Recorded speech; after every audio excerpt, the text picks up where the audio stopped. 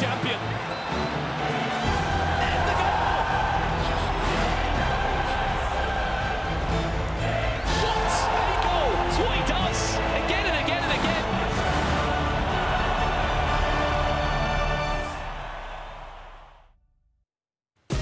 "24 is the number of players who will pick up their controller and take a seat under the lights here in West London, hoping to play the best EAFC of their careers. Because if the players competing today do that twice this weekend, well, they put themselves the golden ticket, a spot in the eChampions League finals. Group A is done and dusted. Headline News text is out. I think that's a 13-minute comeback. It's a cruel ending. The giant killer, Levy Finn. Just less drama, please. My heart can't take any longer. Finds the back of the net. FC players, we are like this. So I just playing for my life. Fummer, this is the eChampions League. eChampions League, there's no favorites really. Oh, PH in. I love this atmosphere, I love to feel this tension. Game, set and match. It's going to be entertaining, it's going to be goal. Oh, he's got in. This year I want to put things right. Goal lead again, I'm sure. Any player for me is the same. I want to win the tournament, I want the revenge. I know I can beat everyone, but job is not done yet. I have to play at my best, because if not, I will lose. But that's brilliant composure from Levy to Dean. I want to play everyone. For me, it's time to take revenge. It's Mark Marley from absolutely nowhere. Well, welcome then to the knockouts, where once again we have upped the ante, not just in terms of what's at stake for our players, but in terms of our guests as well. Brandon Smith is back alongside pro player Tom Lees. Welcome, both of you. Welcome back, Brandon. Last week, I'm still kind of lost for words, aren't you? Yeah, it's gone quick, hasn't it? We're back already for the knockout stages. Where do we start? I mean, headline news, text not making it through, and more importantly, former Champions League champion Nicholas falling out in the group stages. No one would have expected that. Tom, welcome, though. You've got to start by talking about your mate Tex. Have you spoken to him? You know, how disappointed, obviously, we know he was he after that? You know me, I'm one of Tex's biggest fans, so I was gutted for him. I spoke to him, yeah, he's obviously devastated because he's one of the favourites to win the tournament and to go out in the group stage. I don't think many people were expecting that, but you know, him not being here gives someone else a chance to win it. Yeah, and obviously there are loads of great players, but let's just talk about the pressure, Tom, that these players are here. You can see them entering the arena a couple of hours ago. It's been back-to-back weekends of the highest pressure in the game, right? Yeah, it's stressful to play under, I think. You come off such a high of last week, roller coaster of emotions, and then you only get a couple of days to get yourself together and get ready again, and then you're straight back to it. So it's intense for the players, but there's a reason these guys are the best. That's my question for you, Tom. I mean, you've been in this eChampions League before. These players, realistically, for ones that live outside of the UK, you're travelling back on the Monday. Tuesday, you might put your feet up and relax. Wednesday, do you go back on the console and play a few practice games? And then before you know it, you're back in London again. There's no real chance to have a breather, is there? Yeah, it happens quickly, and I think you can't really replicate the pressure of playing at this event. You can go back and play at home, but I'd imagine a lot of them have been watching their opponents. Now they know what their bracket looks like, they know their route to the final. Probably spent a lot of time watching, and just when they get here on the Friday, they would have played a lot of games then to get themselves ready, and yeah, get ready to play under these lights. Yeah, exactly. I can feel the nerves all around us already, because it is another intense day of competition for our players, and one mistake this time will see them pack their bags. Here's Ryan with the lowdown. All right, people, buckle up because we're diving into the eChampions League knockout stage. Knockouts is where the bracket comes into play. Remember, the round of 32 features the second and third place finishers from the group stage. The top seeds, they've already booked their spot into the round of 16. It's all or nothing in this single elimination format, with 24 players going head-to-head before facing off against the top seed in the round of 16. Win that, and you're on the fast track to the grand final. Lose that, and you're going home. The final 8 will have to prove themselves in 2 sets of quarterfinals in order to progress to the semi-finals. Winning is the only option to keep the dream alive.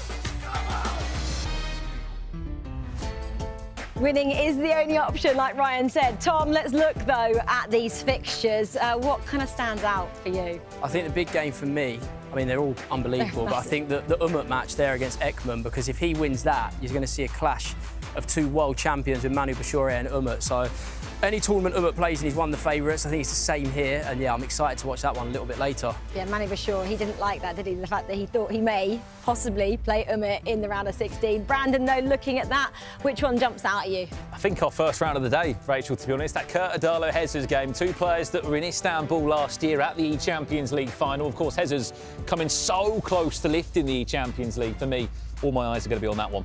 Really? I thought you might have said old Mark Marley and the Seagulls, a Brighton fan over here, because drama for him last week, wasn't it? Yeah, it was, as a Brighton fan, it was a tough watch until the full-time whistle was blown. What was it, a 7-goal swing in the group stages? I mean, Nacho Bayer was where you were, Tom, and he was full of confidence after 2 rounds, wasn't he, Rachel, saying bye-bye to the rest of the competition? But then this happened. Mark Marley was full of goals. What is more crazy is that Mark only scored 9 goals in the whole group stage. 6 came in 1 game. It was crazy. I remember Case was here as well. I said, can he do it? She went, I'm not throwing you under the bus, Case, if you're watching. Hello. And she went, no, he can't do it. And then we saw what happened. Question, though, for you, Tom, was the fact that Nacho had no idea when he was sitting there. He didn't know what he needed. He was so confused. He ran off, didn't he, after that matchup. Where does kind of, the buck stop at there? Who should have known that, coach or Nacho himself? I think it's a team effort, but you're probably looking at your coach, because if the game's been paused in the 65th or 75th minute, there always is a pause in these games, no matter what happens. So I feel like your coach should tell you then. I think it's probably something they've spoken about, to not know that in the 90th minute. I think that's why the mistake happens as well, because he's probably thinking, feet up, I've qualified, don't need to stress. Realise when Marley and his coach are celebrating the way they were, that he's actually out. So I think the player will take some responsibility, and the coach probably 50-50. I mean, yeah, I would hope that my coach would tell me in that situation. Yeah, it's down to the finest margins, isn't it, at this top level, of course. Well, let's talk about another player now. This one is Fummer. Ryan Pessoa thinks he might go all the way and win the entire thing. What do you think after a bit of a shaky start last time, Brandon? You'd agree with Ryan after the first 2 group games, wouldn't you? Because he was flying. He had 2 wins from 2, and then this happened. He ran into Manu Bashore, who was on fine form. He was 3-0 down in 32 minutes. He came back to make it 3-3, and then, unfortunately, after this goal goes in just a second from Fummer, Manu Bashore ran away with the game, and he needed to sort of look around the rest of the group stages and pray that other people drop points. He did just about go through, but I understand why Ryan has been hyping him up. He's a 4-time French League champion. And Tom, speak about the current meta at the moment, the aerial plus, the corners being deadly. There's Fummer on social media saying, me after conceding 4 corners in the same match. He's laughing, but inside I'm sure he's crying. Yeah, as you asked me earlier about what they're going to do when they go home, he will be practicing his corners, I think, defending them and scoring from them. I think you learn your lessons quickly, and Fummer will know now that the corners play a massive part in this, and I think we'll see a lot more of them today. I'm expecting Fummer to score a few as well. Now that he knows about it, now he's been on the receiving end, hopefully he'll be scoring a few. Well, mistakes are going to get penalised, aren't they, today, that's for sure. Well, we've heard from you two. Thank you very much for your thoughts. Now let's go and hear the thoughts of Richard and Grav. Boys, what have you got for us? Thank you very much, Rachel, Brandon, and great job to Tom as well. You're a natural, my friend. Before we break down everything on the analysis board throughout the next couple of hours, we're going to bring you the draft requirements for the eChampions League, because they are very special, Grav, because it's different from what we've had previously in the Pro Open.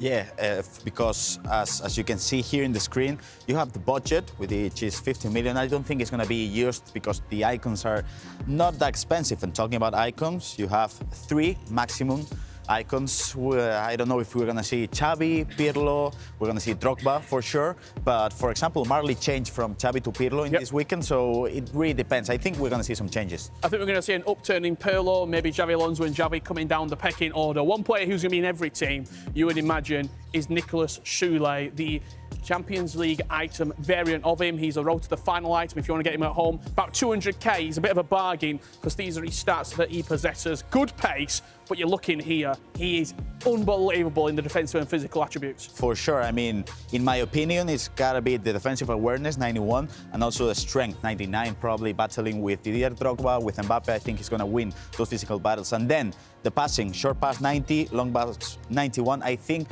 when he has the ball, you have a great chance of switching up the play. And you talk about that passing because he's got a silver pinged pass play style as well.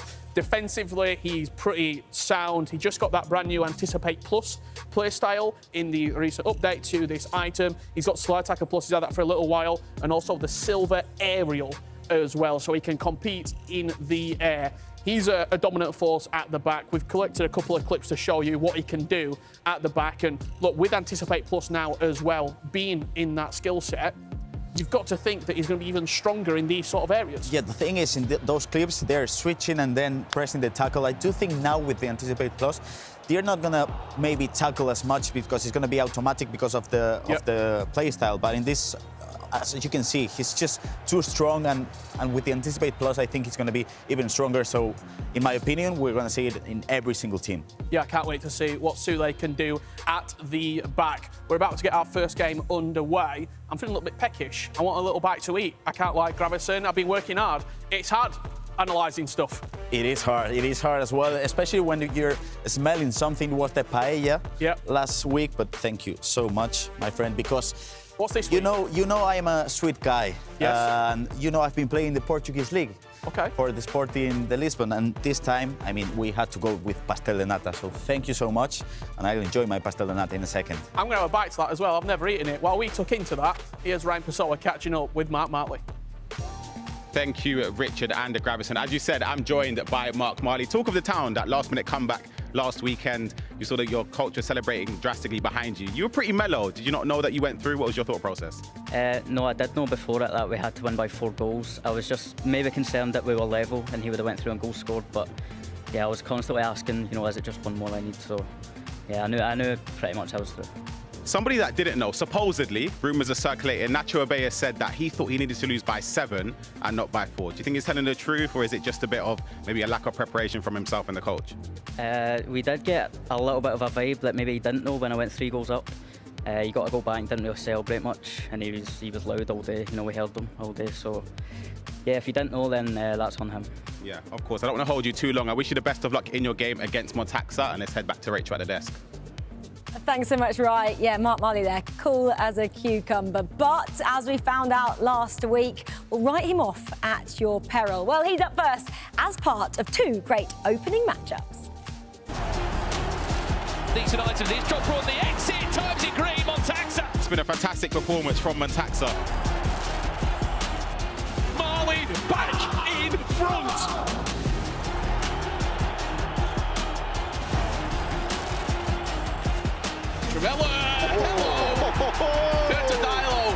Hezzers is through to the knockouts. The Italian does it again. Well, it was only 6 days ago that we were here in London for the eChampions League group stages. 41 clubs and players took to the stage. Only 24 are here now. Somebody wasn't here last week who's with us this weekend, Tom Lees. I mean, you saw it from the sidelines last week. You saw that ending last week of Marley. I mean, we couldn't quite believe it either. Yeah, the crazy way to end the first round, right? The way he did that at the end, and sets it up nicely for today, sets it up very nicely. We're coming into a big game, Grav. 2 players that haven't played before, coming into a match where they win it. They're in a round of 16 game tomorrow against PH Zin. It's a weird situation because obviously you analyze your opponent, and for example, as Marley having Adam Ryan besides him, you watch the games. Probably that's more of a coach part, especially during the week, because as a player you gotta rest. But it's really an interesting situation because now you have the chance to kind of see what the way your opponent plays, and now you don't really know if it's going to work or not. But I don't know if you agree, Tom. You definitely have a game plan. Yeah, you have a game plan from the get-go, really. You'll have a lot of research from last week. You'll know exactly what your player's up to. The only thing is, if someone throws a curveball this week, you might play a bit differently. If you weren't happy with how you got through last week, then it could be different, but we're about to find out. Well, the first game underway here in the Champions League. Montaxa against Marley. FC Lorient up against Brighton Hove Albion in our first matchup. Win this, you come back tomorrow to play against PH Zin of Ajax, who has also been in fine form alongside everyone, it seems, from the Eredivisie, which was the Mystery Nation of last weekend. There is another Mystery Nation this weekend. Get your guesses in the Twitch chat. We'll be looking at them and discussing them as they come through live. As it looks like Marley will have his first real chance in the game. I was speaking to him on the build-up to this one in terms of any team changes that he may have had. It'd be interesting to get your thoughts on this one. Tom, Xavi out, Pirlo comes in. Yeah, I'm interested in that. I can't quite figure it because Xavi's got the same similar play styles to Pirlo in terms of being the one that received the ball and played the long passes really well. So interested to see. Maybe Mark wasn't happy with the way he played. You know, he turned up in the last game, but the games before, and I feel like sometimes you don't play well, you do end up changing your team a little bit. It was the case of speaking to a few players as well, Gravison, that were changed out one or two players. Here's Didier Drogba, who will not be swapped out of anybody's teams, we can assure you of that, because he has been the main man here in the Champions League. And it's Marley that takes the first blood in this one. Well, sitting on the replay, 6 minutes in, Gravison, he did so well. It's probably it's probably the hardest defense. When the ball gets to the midfield, it goes with a direct first touch, driven pass, and there's not much you can do. I think it went for Montaxe, it went wrong. When you're attacking on the wing and you're not offside trapping, then you find yourself in a tough situation because the pass, you won't be able to stop it. Yeah, when the overlapping fullback, when it hits the right back or the left back and you don't get your team up and you don't play a switch very well, it will open up very, very quickly. That's exactly what happened. I think maybe a few game nerves at the start, sorry. Yeah, probably. But as we can see, Keturdilo scored the first goal with Olympique de Lyon, scoring against Hessers. Dilo, I mean, a player you really love, Tom. Yeah, I like Dilo. He's so skillful in the box, you know, so many times in practice where I've had to drop the controller and just say, wow. I remember meshing him once when we were playing, saying, there's no way you've just done that to me in practice. He's so good in and around the box. I think you speak to any pro, he's one of the very best there. I don't think I've ever seen Dilo celebrate either. No, never. He doesn't give too much off, does he, in terms of emotions. He actually put out quite a funny post on social media. He was actually standing behind Nacho Abaya in the Marley game, and he couldn't work out why Adam Ryan, the coach of Brighton Hove Albion, was going so crazy in the game. There's a few funny images of him just turning around and sort of staring, going, what does this mean? He also, of course, did not know that was Brighton Hove Albion going through. Dilo looking to go back to another Champions League final. It was Istanbul for both of these two players last year, and Mbappe is stopped in his tracks by Donnarumma, who gets pretty fortunate there to get two hands back on the ball. It's really interesting to see the way Dilo is so creative. I mean, the build-up is usually patient and he doesn't rush things up, but when he gets inside the box, that's where the skills comes in. For example, Tom, do you remember what he explained to you when he messaged you? Yeah, he told me about the shot cancel a few years ago. Got Drogba in there. Oh, what a miss. How have you missed Didier Drogba? Just quickly before we continue, that mystery league coming in. Is it the Dutch league? Where were you last weekend? Come on, that was last weekend. Donaldinho, where were you last weekend? That was last weekend, the Eredivisie. That is not this week's. But another one coming, is it the French league? I know we're showing you quite a few French clubs at the moment. It's not the French league. It is not.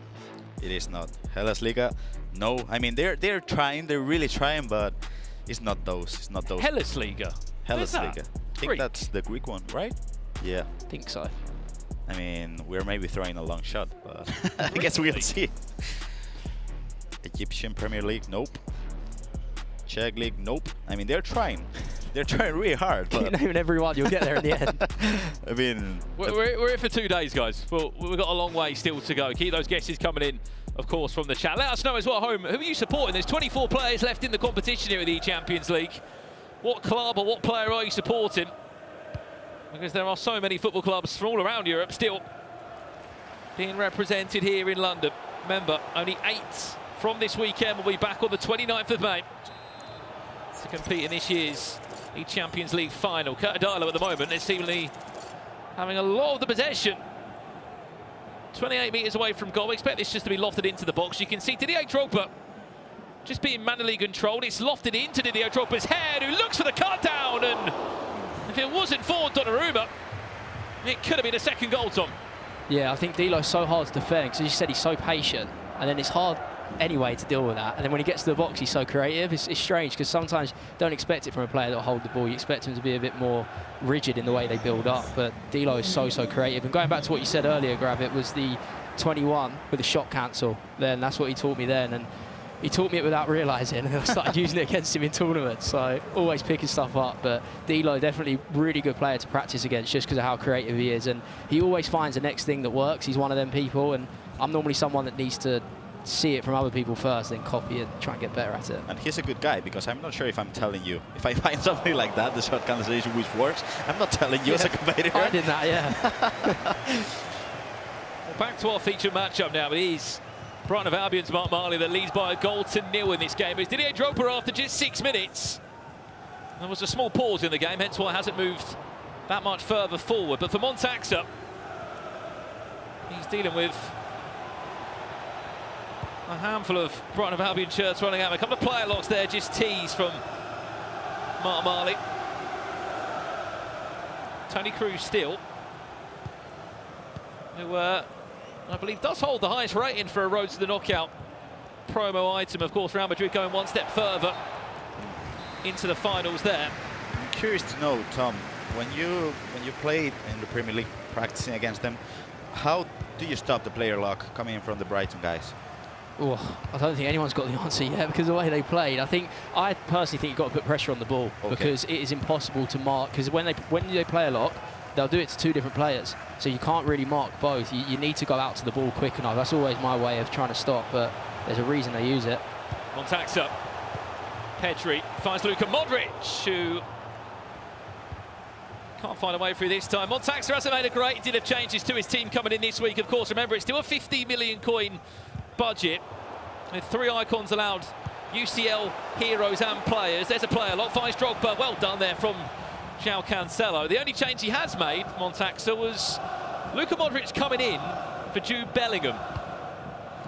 Slight midfield change. It's interesting. I mean, he wants offense for sure, but he has to defend this one. 3v3. It's so much space it feels on these counter-attacks as Marley comes forward again. Step over exit was nice from Mbappe. A couple of ball rolls just to pull away Vincent Kompany. See, the second man press there was aggressive. Back to Drogba for 2.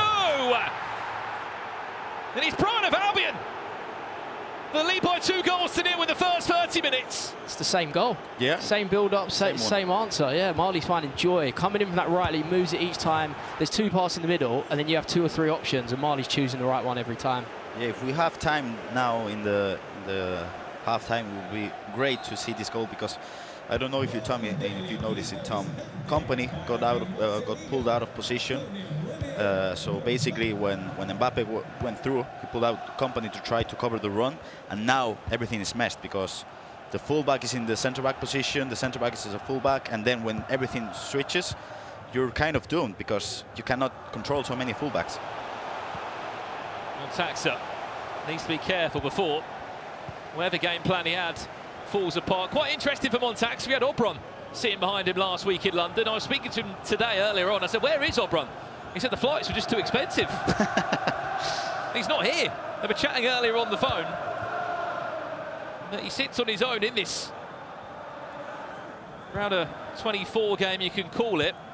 And what's more interesting for Montaxa, he was the only player that's in this round that went unbeaten in the group stages. Yes, he didn't top the group, but out of the 12 players, or 16 players I should say, that are in this round from the 24, the only one that hasn't dropped a game.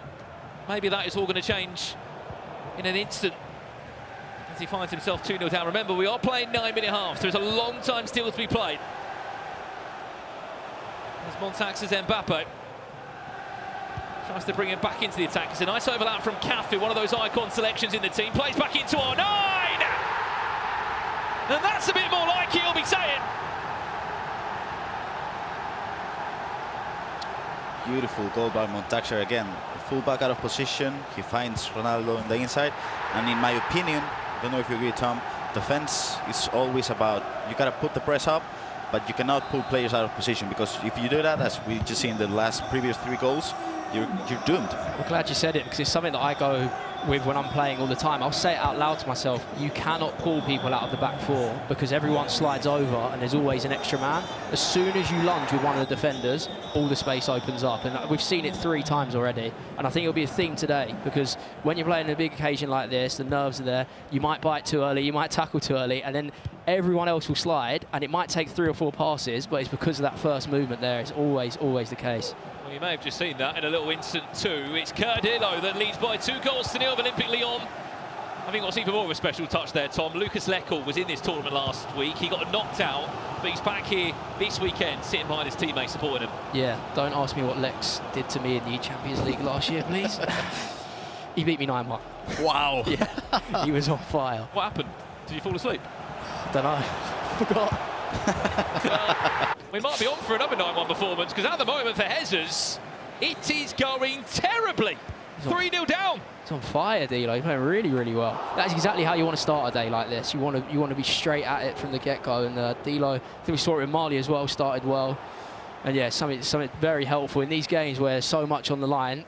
The first 30 minutes goes a long way. It kind of dictates the tempo for the rest of the match. And the thing is, if you're playing one attacking player, I don't know, maybe you're playing Anders or someone like that, I mean, you go 3-0 down, it's kind of okay, but when you're playing Marley and Dilo, you're 3-0 down, wow, it's hard because they'll keep the possession in a way in which you're not able to replicate with anything. Yeah, I find it really interesting with Marley. We'll see next time he's in possession.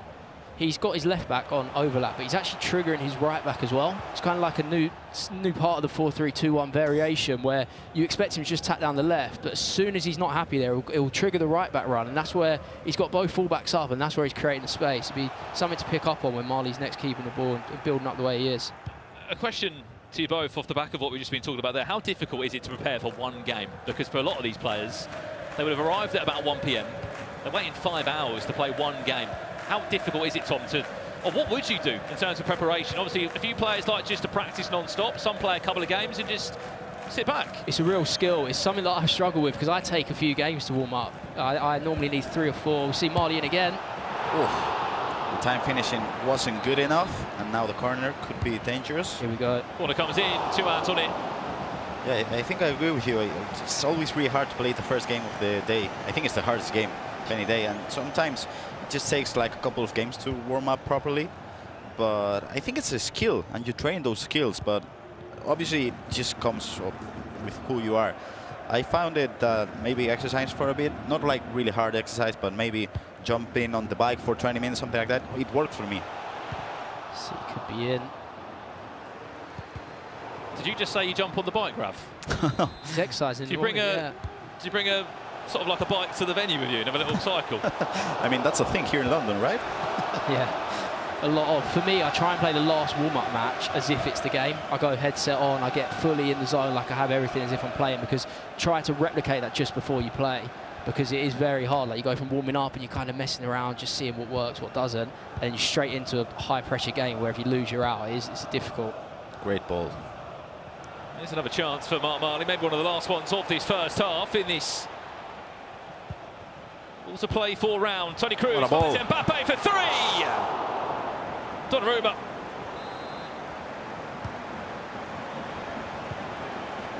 Does enough again. Corner played short. Pirlo and Tony Cruz linking up well. Stepero exits. Still Pirlo now, who is the player that was subbed in this weekend for Xavi. And you can understand why. Lofted indeed. There's the drop, but there's the head down. And if it wasn't for Manchester City's Gavardiol, that could have been 3-1 on the stroke of half-time, Grav. Yeah, I mean, it's going to be it probably, because maybe the pass is coming into Mbappe. Do you think this is going through? Yeah. Wow. So quick. He's around the corner of João Cancelo. Is it an equaliser before half-time? It might just be. Back to R9. And that should do us for the halfway point. As Brighton of Albion, after a 2-0 lead, they may have conceded 1, but they still are up at the stroke of half-time. It's Brighton of Albion 2, FC Lorient 1, and we're going to jump over to Richard Buckley, who's had a closer eye on the first half here.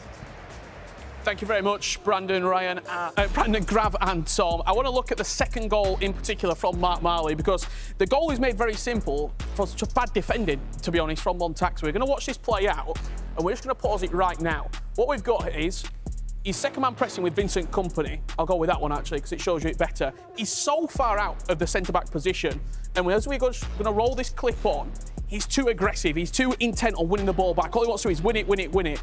And as this ball comes back now, just pause right there, this is the defensive line. It's all out, all over the place. He's too...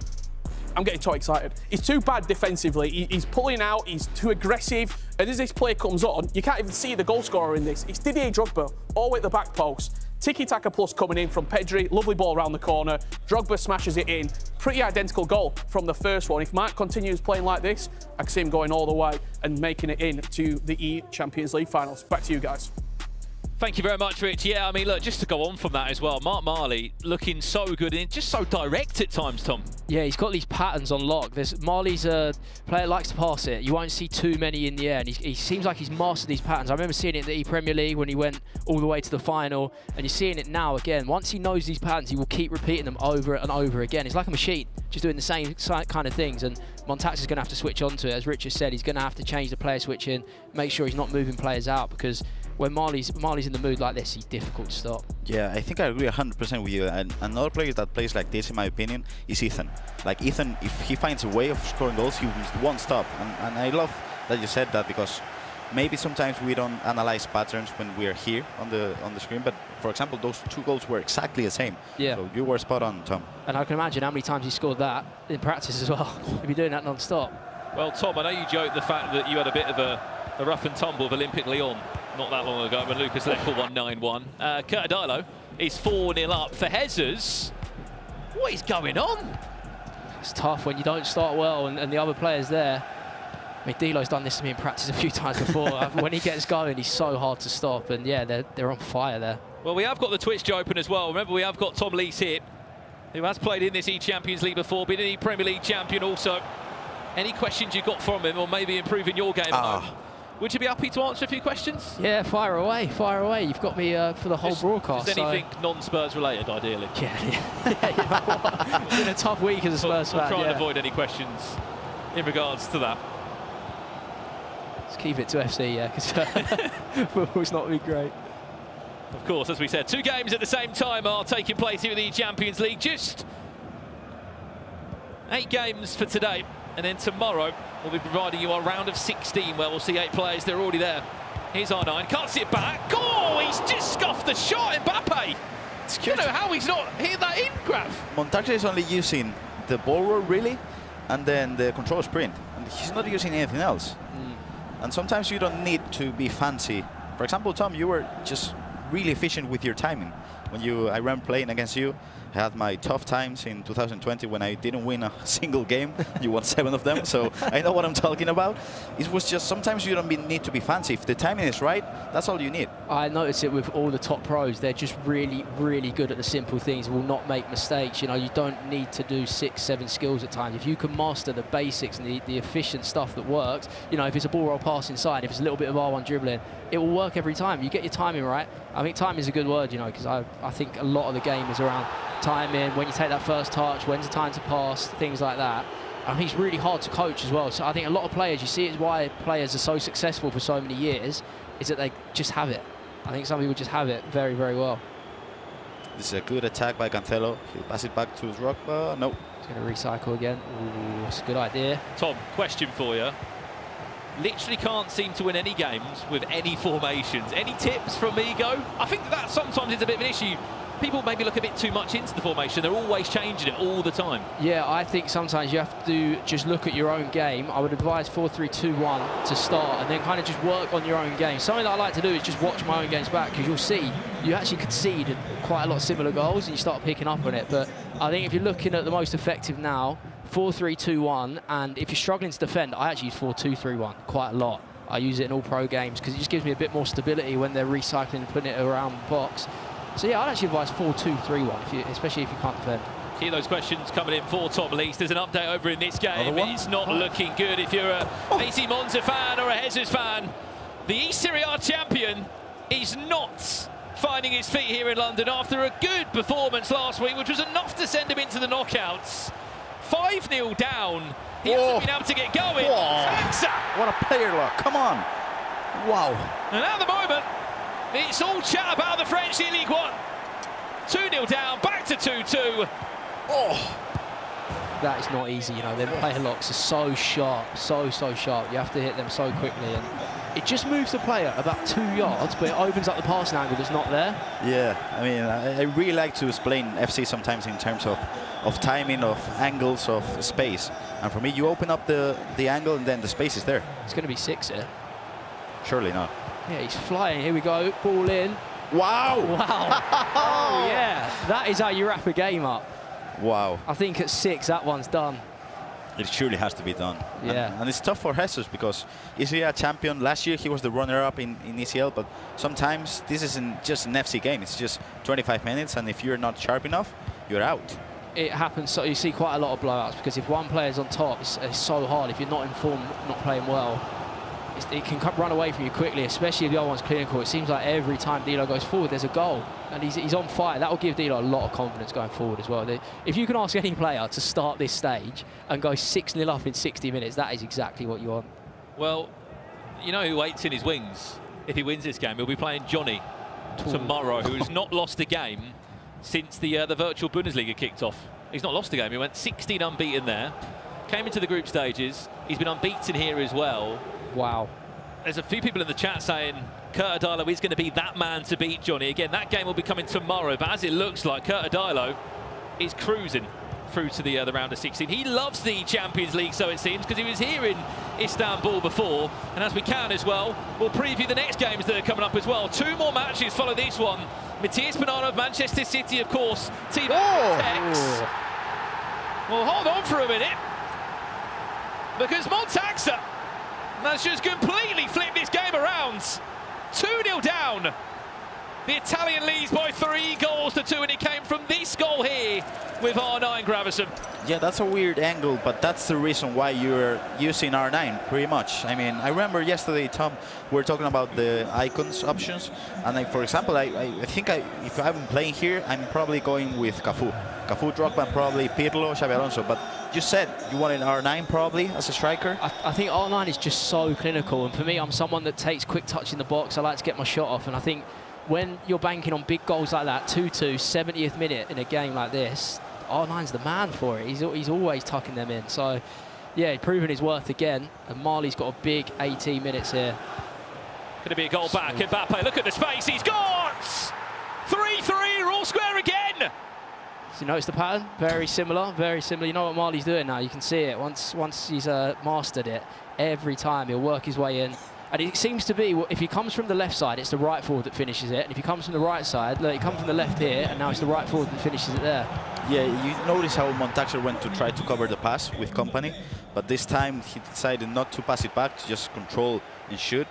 And yeah, I mean, as you mentioned, sometimes you just need a single driven pass into a striker, first time touch, and it works fine. I think sometimes this is where you need a coach for Montaxa, because normally a coach would pick up, like, look, it's the same thing, you know, your company's coming out or your other defender's coming out, and then it's creating the space. But in a moment like this, it's so hard to pick that up straight away. That's why I like having another set of eyes watching my games.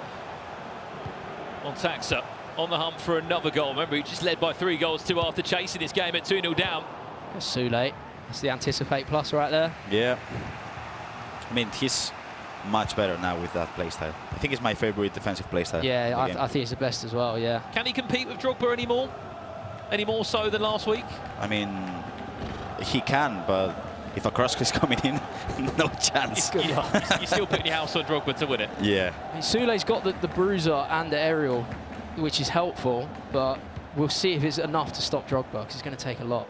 Well, there's many more games taking place here. There's one coming your way. How about this one, gentlemen? Fummer against Danny Pitbull comes up after this one here in the Champions League. You don't know where to look because the games are coming thick and fast. I mean, yeah. Well, just a few seconds ago, we had Man City's Matias Banano. You played against him this year, Niprem. Sorry about reminding you about that. Bringing up all the losses here. sorry, but coming up to the game against Matias, how do you think Rickard is feeling at the moment? I think for Rickard, you have to upset Matias's rhythm in the way he defends. You have to be direct, you have to be quick. If I've ever seen Matias struggle against players, it's players like Nick Sneb, where they're quick, skillful, onto you straight away. If you try and play methodical and play slow and build up and maybe have a chance every 10 minutes, Matias loves it. He will sit and he will wait and he will not let any spaces happen. So be interesting to see how Rickard approaches it, but that would be my advice. I'll be saying get at him, direct, go straight for it. We're into a pause now. Just what we got a minute as well. Rickard, what leagues did he play in, Grav? Portuguese league. I played against him. Of course, if I'm reminding Tom of his losses, I gotta remind myself of my losses as well. I lost against him 1-3, so yeah. Go, Graf. Are we about to see a remarkable... I mean, I don't think there's enough time, unfortunately, but Jesus was 6-0 down. He's just got 3 goals back. Unfortunately, there's only 5 in-game minutes left. I think it's too much. Dilo just has to keep the ball for 2 minutes there and he'll be okay. And especially with the stamina. Yeah, he would have been constant pressing for like 30 minutes now. So it's too much, yeah. Even if you manage to get a draw. Oh my days. Corner? Yeah, it has to be. Yeah. It must have been the corner. We didn't see it live, but we'll see it again on the replay for you. Player locked onto Drogba. No one is stopping him. And he might know that that could be enough to send him into a round of 16 game against PH if he can hold on for, I don't know how much time there was left. There was, what, 5 minutes? Maybe less than that? 5 minutes, I think it was. I had the chance to talk to both the Brighton guys, and they told me they were suffering with the corners because, for example, against Nacho in the deciding match, they conceded 2 goals. 2 of them came from corners, and there's really not much you can do. In my opinion, you can change the settings to manual on the earn and loose balls, but again, if you do that, when you switch up the play, sometimes it doesn't lock onto the player, so it's a tough one. Because I actually told Adam Ryan, maybe you can switch up the settings, but he told me 1 hour before the match, you're crazy, I'm not changing the settings. Well, we're about to have a full-time result here, and it will be, we can confirm, Curtadilo of Olympique Lyon taking on SC Paderborn's Johnny in tomorrow's round of 16 game. What a game. That one will be coming in the same place, same time tomorrow, live here from London. Winner of that game will qualify for the eChampions League final on the 29th of May. But Curtadilo, what a performance. I mean, what a start. It was 5-0 up, Tom. That's how you start. It could be 8 here. Fourth about post for Drogba. And Pretty much a full-time result. If we can jump back to the other game, if we can, just to see if there is any hope for Brighton of Albion to pull back. But Tom, as you were saying, I mean, I live in a house that's familiar with corners, right? A lot of us know how to take corners there. I have not seen the Montaxa one where he goes short and then player locks to the near post. It seems like a new variation. And yeah, it's what pros do. They will find ways. And that Montaxa corner, very, very effective for him last week. And he's using it again. Commiserations to Jesus after a great eChampions League last year. He crashes out in the top 24 this time round. He will not be back for the finals. Back to this one now. Is it going to be heartbreak for Brighton of Albion, or can they win the ball back to have one more chance potentially? Montaxa, who was 2-0 down in this game, has turned it around. The French League One champion will probably turn his attentions and try and support his teammate in Fummer, who comes up against Danny Pitbull in the next match today. He's playing very dangerous game around the back here. 20 in-game seconds left. Brighton with a double press there. If they can try and get back on the ball in any way they can. But Fummer will wait in the wings to see if he can follow up what his teammate has just achieved. Montaxa 4-3 win. He goes through to play PH in tomorrow. You spoke about him not having a coach there, gentlemen, and at 2-0 down, it could have looked a bit worrying. He's come out on top there and pulled himself through. Yeah, it seems that he figured it out, right? He seemed to stop Marley in the way he was playing in the second half. And then, yeah, that effective use of the corner to win the game. But, yeah, it's what the best players do. They can respond very quickly. They can react to it, you know, if something's going against him. And really good comeback. You got to be frustrated if you're Marley because you didn't find an answer to those corners. If there's one, because I'm not sure there's one. But sometimes you just, you know, when you're out of a competition and you went out in the same manner as you did in the ePrem with corners and you didn't find an answer to that, it's really hard because you go today back to a hotel and you're just gonna be so frustrated with yourself because you didn't find an answer to the problem that was asked of you. Yeah, very frustrated. How difficult is it, Tom, as well, in these new 9-minute halves now, when you go up early, to just know what to do? It's funny because sometimes when you go up 2-0, you kind of think, oh, I didn't want that to happen. Sometimes it can be a really, really big confidence boost. I see with Dilo, he ran away with it.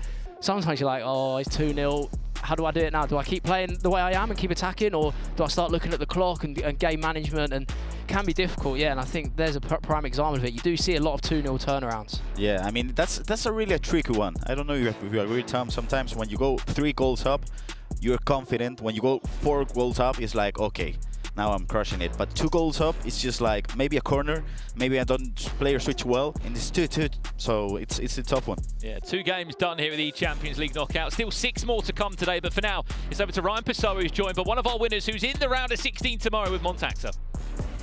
Thanks, everyone. As you said, joined by Montaxa. It was a nervy start to that game. You found yourself 2-0 down. Did you have to change anything to get back into it? Yeah, I played very bad in the first 20 minutes, I think. I was feeling a bit the pressure, I think, and he was keeping the ball a lot. So I was rushing too much, and I was losing a lot of balls. Then I think I figured out how to play, and I think I played way better in the last 70 minutes, I think. Yeah. In the back of your mind, you would have known that if you win this game, you play against Pietrzyna, who's had a fantastic season. You confident going into that game? Yeah, I'm so confident. I'm so happy to I can't wait to play him because he's one of the best, if not the best. So I think I'm really ready for this game tomorrow. Yeah, a massive congratulations to you, Montax. I wish you the best of luck tomorrow. Let's head on back to Rachel. Thanks, Right. Yeah, Rich, let's just talk a little bit about what you said there. A little bit nervy. We were nervy for Mark, 2-0 up, 2-1 at half-time when you analysed it. Do you think it was the pressure of Montaxa or Mark just unravelled a bit? I just think Montaxa started playing better. Yeah. Very similar to what he said in the interview. He was rushing a lot defensively, what I broke down at half-time. He was pulling players out. He just sort of turned the screw a little bit in the second half. And look, it's very small margins. It's a one-goal game in the end. I mean, you can even see the stats. There weren't a lot in it. Mark edged the possession, a couple more shots going Montaxa's way. He said he's excited to play Pietrzyna. I'm glad someone is. I love that. I wouldn't be. And Mark can't be disheartened as well. He was epic last week and got through, didn't he, to the knockout. So well done to him as well. But we do set up, don't we, two of our round of 16 matchups then. Pietrzyna Montaxa, like you mentioned. Wowzer, that one. Ketadilo, he gets the privilege of playing Johnny, Rich. What a player. I mean, Ketadilo has been absolutely flying. He was scoring 8 in the groups. He's taken down Jesus, who last year's runner-up, and he made him look very ordinary. Like, Ketadilo is a name that maybe is not on the tip of the tongue, but he's one to watch to potentially go all the way. We should have a look then at a MasterCard moment of the match, because it does come from that matchup as well, from Ketadilo and Jesus. It came from not 1, 2, 3, 4, 5, his 6th goal, Richard Buckley. And it was what a goal as well. I think Gravison's reaction on the commentary summed it up at best. He just made noise. It was an unbelievable finish. That dink over the top is beautiful, and then look at that. Oh, the fact that that's gone in, the audacity to do it in the first place, like you're hitting it first time, but that is an outrageous goal. It was noisy, wasn't it? Was. Made some noise over there. Obviously knocked out runner-up from last year, Jesus as well. He goes on, like you mentioned, Johnny, PS5 player of the day last week. Do you think what you've seen today, he can retake it to Johnny? He was special, 7 goals there, 6-0 his lead at one point. No. Still not, even from that. No, I think Johnny goes through. Well, sorry, Kurt. strong statement. Sorry. Well, let's see. That happens tomorrow, doesn't it? Round of 16 comes your way. Anyway, last week we had you guessing. We know you love guessing our Easter eggs, and we had you guessing nations, and it was the Dutch League. Did you guess that straight away, Rich? I did, once I got told. Of course you did. Once you got told. Anyway, we have another one for you this week. It's another league again. So guess the Mystery League. We actually have already had a couple of clues for you eagle-eyed viewers earlier on, maybe from Gravison. Anyway, I'm not giving you any more clues. Anyway, as well as that, we also have some items that you can receive if you watch the knockouts. All you have to do is link your EA account to be eligible to receive 400 experience points, a Jumbo Premium Gold Pack, a Rare Electrum Players Pack, a complete all to claim a Jumbo Rare Player Pack. Again, to receive these rewards, you just need to do what, Richard Buckley? Link what?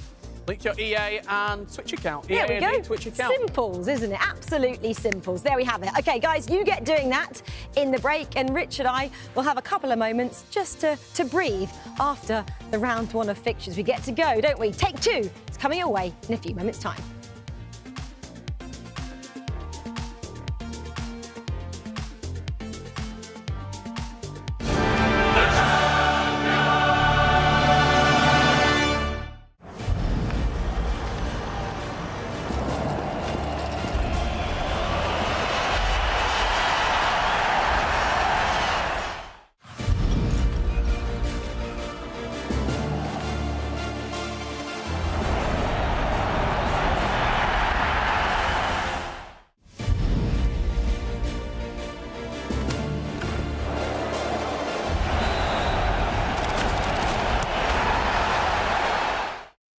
For something new.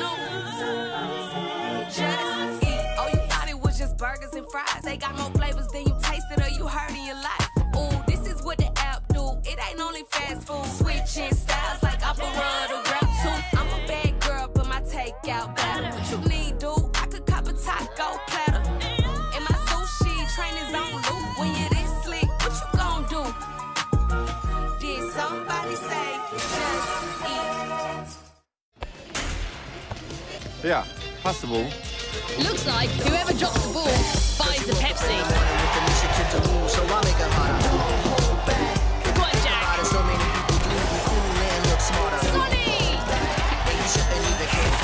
Saved by Leo Williamson. Wow, Vinny Jr., game over. Wait, there's only one Vinny J. Pepsi, thirsty for more.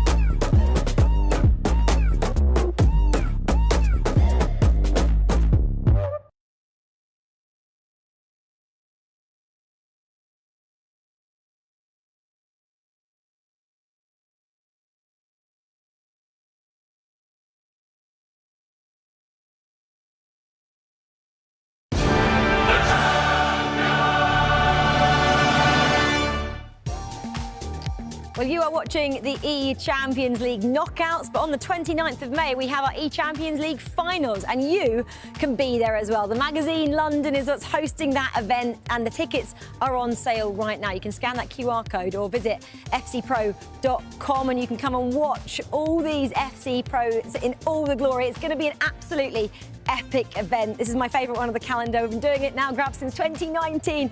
I can't believe it's in its 6th edition. Right, so we hope you'll join us there. But back to the knockouts then. Matias Banano, he is a force to be reckoned with. He's been a runner-up here before. He's got Rickard in the next round, obviously a really important matchup. But Gravy's probably looking one step ahead, isn't he, to who he's playing next? A player from the Dutch league, Emre Yilmaz, who's a force to be reckoned with as well. I have a quick anecdote because we were jumping on the taxi to airport last weekend, and the taxi was Edu, Mati, Nico, Nit, and I. What a taxi. What a taxi. I mean, you could imagine we were talking about FC for sure. And they talk about how the Eredivisie guys, in their opinion, were just a level above. I mean, Mati agreed, Nit agreed, Nico agreed. They're just too strong. They're just too quick. The timing is always good. The press is too tough to handle, really. So obviously he'll be thinking about the match against Rickard because, I mean, Rickard is a great player. I played against him in the Portuguese league and he's a force to be reckoned with. But I think Matias is obviously thinking about this match, but he's thinking about the next one as well. Yeah, and he thinks that's going to be hard. Anyone in the Dutch league, they are on fire at the moment, as we've seen in the leagues. But anyway, he does play next. He's sitting just over there as well, listening to everything we're saying. But of course, he fell, didn't he, at the final hurdle back in 2022. What can he do this season? My name is Matias Banano and I representing Man City. I qualified for eChampions League because I won the E-Premier League. Me and Dex, we play against so many good players and I'm very happy for qualifying for eChampions League. My first time in eChampions League was incredible, not perfect because I lose the final. So now I want to win the tournament. I want the revenge. Matias Banano has turned it on. eChampions League is the most important tournament in Europe in football, so it's more important. It's a big opportunity for me. any player for me is the same. I want to win the tournament. My opponent for me is the same. Well, can he get one step closer to lifting this trophy this year? Well, we'll find out in a few moments' time because he's playing next. Drogba could make it 2 with the power shot. Big goal for Matias Banano. Rickard makes it through knockout stages.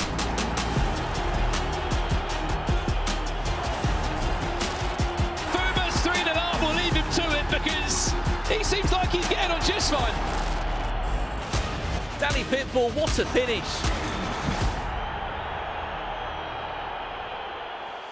The Champions League knockouts rolls into the next round, and we've got some juggernauts coming your way. League champions everywhere you look. Matias Banano versus Rickard on the main stage, and that secondary stage is going to be unbelievable. Danny Pitbull versus Fummer. We'll be keeping our eyes on all the action as it unfolds. Let's have a look at our main game here in Banano and Rickard. We're underway straight away. No wait needed, Ryan Pessoa. Rickard, when you look at the groups, was quite fortunate to go through. Agreed. He got 4 points. In every other of the 8 groups, 4 points doesn't get you through. He went through with goal difference in the final game. If you look at this match on paper, there is one clear favourite, and that's Matias Banano. Can Rickard perform above what he showed us last weekend and knock out one of the favourites in Banano? He's going to have to perform at a level that, again, we didn't really see throughout the group stage. I think it will be fair to say, for his perspective as well, playing below par, but he'd done enough. The point was just to get to this stage, and he's put himself in the conversation to make the finals of the eChampions League. But as we said, he has to play a perfect game against Matias. Matias, 9 points in his group. He only suffered 1 defeat, and that was a 6-2 loss to the hands of Emery Yilmaz. This is Rickard coming forward, dinks it down for Mbappe, and it's a really, really smart goal from the Portuguese champ. Incredibly well-worked goal there, mechanically as well, with the player locks to the back post. Didier Drogba wasn't even on the screen here as the highlight rolls in. The edge of the box, we always talk about the area plus dominance. The knock down there is the key aspect of that goal. The reason he drove all the way to the byline as well, Mbappe was always going to be onside. Because Banano pushed over with his defenders. It's extremely well worked. Just to, again, when you build up, especially in a 4-3-2-1 this year, the key is just to sort of overload your opponent, but triggering the runs are so key because it pushes your opponent's defensive line back. Unless they offside trap manually, you're going to find those type of situations, always. Well, we just saw Montaxa go through versus Marley for FC Lorient. They were victorious at the E-League only a few weeks ago when Fummer is 1-0 up versus a former Serie A champion in Danny Pitbull. FC Lorient are loving life here in London. Yeah, they really are. Audacious ball over the top. Never going to win that there. Vardio aerially dominant over Cafu. See Pedri taking all that space up. Fires the ball into Drogba. He looks for Mbappe. Vincent Kompany and Vardio just do enough between them to clear the lines for Rickard.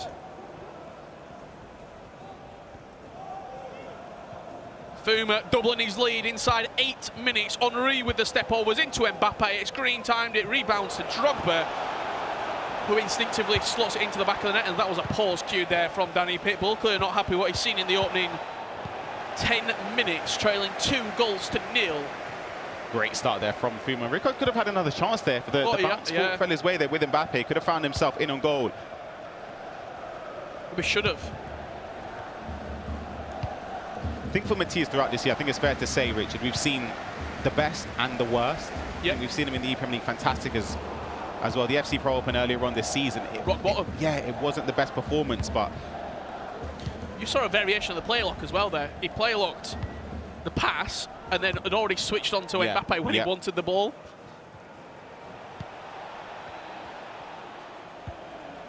Toni Kroos getting back doing his defensive work. As you can see, 3 playstyle pluses there for Toni Kroos as well.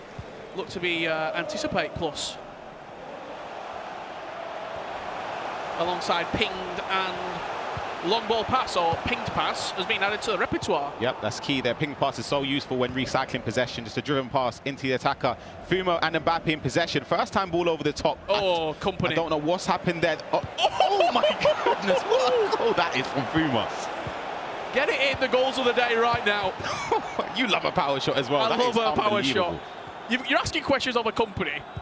Throw your weight about, Vincent. But Didier Drogba, the power shot, green timed from Fummer. Absolutely flying at the moment. Banano has struggled in the opening 18 minutes. Rickard's played well, got that goal from the player lock at the byline. And has defended pretty solidly as well so far. Absolutely, it's been a promising start from Rickard. Look at the overlap there from Cafu all the way at the back post. He isn't going to play it though. He's going to play it over the top to Didier Drogba. This is it, tiki-taka, the first time ball into Mbappe. Xavi Simons we haven't seen at all in any other squad. Cafu now dinked out wide. This is where he can be dangerous, and he's pulled Gavardio a long way out there alongside Pedri. He knew that he had to win the ball back in that area. Drogba making that run in behind, now offside, and just going to recycle the possession here is Banano.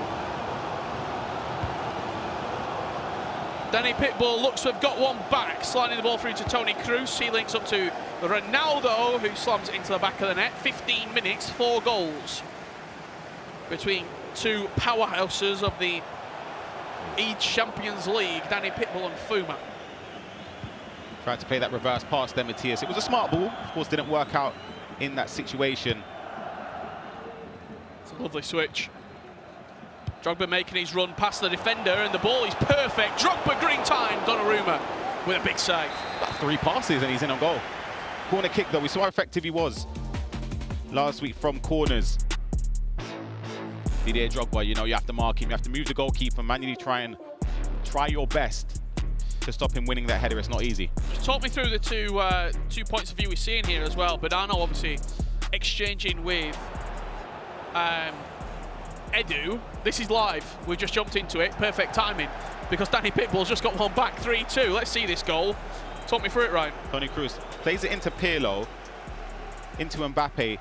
So driven pass in, again, defensively it was aggressive. Yeah. He's trying to manually switch between the defenders to try and cut the lane himself.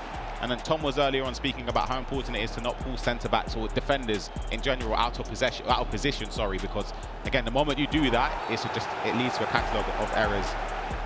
Yeah, 5 goals in not even 20 minutes played. Oh. When I look down all the games today, there you go. Fummer versus PH will be the final. Pato letting us know. Who do you think is going to win the eChampions League? Let us know in the Twitch chat at home right now. Put your suggestions in there, your predictions, who you think's going to win the eChampions League, and we'll pull a few of them up on the screen. There's something with Fummer where... And we keep receipts as well. Yeah, we do. So you guys be keeping receipts on me. I'm keeping receipts as well, 100%. But with Fummer, there's always a situation where he's either up by 3 or down by 3. And then the scoreline reverses. I don't know what it is, but it's every single time. But back to this game, the main featured game. Rickard, player locked into R9. Seen Xavi Simons in the attacking third of the pitch. Scooped back out wide from Rickard. He's trying to exploit the space, and Drogba now whipped in, but that's always going to be easy for Donnarumma. Interesting time for a pause. 20 minutes in, I suppose, if you can see that something's not going well or your coach wants you to pause the game, you're gonna listen to the advice. Yeah, absolutely no harm in doing so. Sometimes you pause it and you don't even need to make a change. Here we go again. Danny Pitbull with this highlight Don't tell here. me he's make it 3-3. He has. Oh, beautiful play. Good Danny turning. Pitbull. Great finish. He put 3-0 down inside like 16 minutes. He's now scored 3 in about 9 minutes. When I saw all the games for today, all these sort of the qualifying round to get into the round of 16, that game feels like it should be a quarter-final. Yeah. When you just look at it on paper, I mean, it was poor results from Fummer, which put him in this position. He lost 6-5 versus Manu Bichon and lost 6-2 versus Thomas Oem. Danny Pitbull, on the other hand, suffering 2 defeats to PH. He's in. He's gone. And Mark Banano, big chance. Has to do better. Yeah, it's good keeper movement there. I'm going to give credit to Rickard because obviously when you're defending in that situation, you're moving the left centre-back, sorry, on the right side of the goal, if that makes sense. So you know you have to move the goalkeeper the other way. You're kind of just relying on the defender to do his job and block the shot, or the keeper moving in the right direction, and it worked perfectly for Rickard. Fummer and Danny Pitbull played last year, qualifier number 2. Yep. It was Fummer with a 4-3 victory. I think we're going to see more goals than 7 this time around. Yep. We've already had 6, we're not even at half-time yet. The story emerging here is Banano going to be 10 minutes away from half-time, trailing 1-0. There's still a lot of FC left to play, and Rickard's not really done much after going 1-0 up, Ryan. Do you think it looks like he didn't expect to be in this position? It's difficult to say, but I feel as if in that situation we just saw when he gave possession away with Xavi Simons, it's sort of a way where he's playing in a certain way to build up, and if Matias can track that, good defending. But if Matias can track that, of course, it nullifies Rickard building up a lot. He has to be sort of unpredictable. Banano not able to get it ticking yet in the final third. That's good pressure back from Mbappe, and a chance here for the Man City man to force an equaliser. R9, extra pass to Mbappe, shot across the keeper. Good defending, player locked back into Mbappe, and another chance for Banano will come. Very unlucky. Rickard's, it's resilient. yeah, the way he's defending solid at the back. 100%. He's not dragging players out of position. Even if you saw there briefly, Company was being dragged to the left side of the pitch for the loose ball, but he switched over to Vardio knowing that that's his left back. He needs to make sure his left back and centre back are in the right positions. Mbappe in behind. Squares it, R9, 2-0. Rickard upsetting the apple cart. He scored right at the start of the half, and he's gone 2-0 up just before half-time. Wow, the person we'll question is Xavi Simons with a great ball in behind to Mbappe. The player look across to R9. It's just perfect in between the defenders. R9 for an open goal finish near enough, and it puts Rickard 2-0 up just before half-time. There is time, though, for Matias Banano to try and get a goal back before half-time, which would be perfect for him. Yeah, there certainly is. I'll be honest, Rich, right? He's not played well so far. He hasn't at all, but my prediction before this game, I thought it'd be a Matias whitewash. I'll be completely honest. I just didn't see. The scoreline? We will not talk about it. Let's just say the scoreline can't happen right now. Matias in behind. Last minute of added time, or 1 minute of added time, sorry, in the first half. Playing it into R9, can't get the shot off goal. Again, great defending from Rickard, getting bodies in the right position. One final chance of this half is going to fall Rickard's way. It's Drogba. Playing into R9, player locks back, Donnarumma smothers it. And Banano is happy to go into half-time, only trailing by 2-0. An upset is starting to emerge here at the eChampions League. In the other game, Danny Pitbull and Fummer still drawing at 3 apiece. It's been an upset so far, and our very own Gravison has been combing over what he's made of this first half. Thank you so much, Richard. Yeah, we're gonna talk about Rickard because I suffered his cold quite a lot of times in Portuguese League, got eliminated in the Portuguese League because of that. So, I mean, we're talking a bit too much about the Portuguese League. Maybe there's a reason behind that, but yeah. In this instance, as we can see, if we just play out the clip, you can see Toni Kroos is gonna switch up the play with a long ball pass, and if we just stop it here with Cafu, this is the main mistake because he's always gonna be thinking about Rickard, attacking this space in here. So he just wants you to commit. And sometimes you just, when you commit, and if you stop in this exact position, you're doomed because there's nothing you can do because Cafu has the whip cross playstyle plus. So with just a cross from here with the player lock into Drogba, which is not on the screen, but it should be if you look at the minimap around there. If you just cross it to Drogba, there's nothing you can do. So if we just roll the clip, it's gonna be a player lock, and then in this position, you just pass it to Mbappe, and you're doomed. So the main thing here, if you overcommit with the fullback and try to cover the pass into the midfield, he's just gonna keep running with Cafu and gonna look with the whip cross into the air, plus knockdown and an easy goal by Mbappe. So, I mean, as I mentioned before, I suffer in the Portuguese League. Do not commit with the fullback because if you do, you're gonna get punished. So thank you so much, guys. Let's see what happens in the second half. Great work, Gravison. We have found some FC royalty, the world champion, joining us for the commentary of this second half. Are you surprised by what you've seen so far? Banano 2-0 down. Yeah, I think that was not something most people expected coming into this. I knew Rickard was a good player. I practiced a few times against him. So it was not like that big of a shock, but still, based on name, you expect Banano to do well. And here's a 3-0. Wait. Oh my God, it's live. It is live, Ryan, and it's 3-0 up. It's Rickard. Incredible. Great goal. That is stunning there. Straight from half-time. A little dink ball into Drogba. It's a great finish as well. Great finish from Drogba. 3-0 up in this game against Matias Banano, who's got a mountain to climb now to get back into this game. But just before I touch on this game even more, there was a comeback in the other game. Danny Pitbull got this 4-3 up. 4-3 up. Manu, you played against Fummer in the group stage. You had 11 goals between you both, as we see the replay of this goal in question. Played to the edge of the box. Tony Kroos there building up. Triggered run. Pedri driven pass into Pirlo and a shot across goal. But as I was mentioning, it was an 11-goal swing between both you and Fummer. 6-5. Yeah. I think was he 3-0 up, or was you? I was. You were 3-0 up. He brought it back, and then it was just an influx of goals and chances in that game. What was your thought process going through that? How do you rate Fummer? Well, before the game, I knew it was going to be very tough because I know his style of play is very direct, very quick on the counter-attack.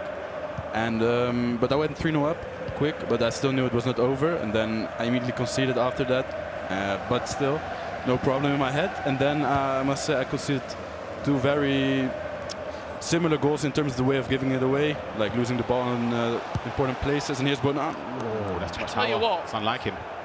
The way that this game's starting to pan out, Rickard will be thinking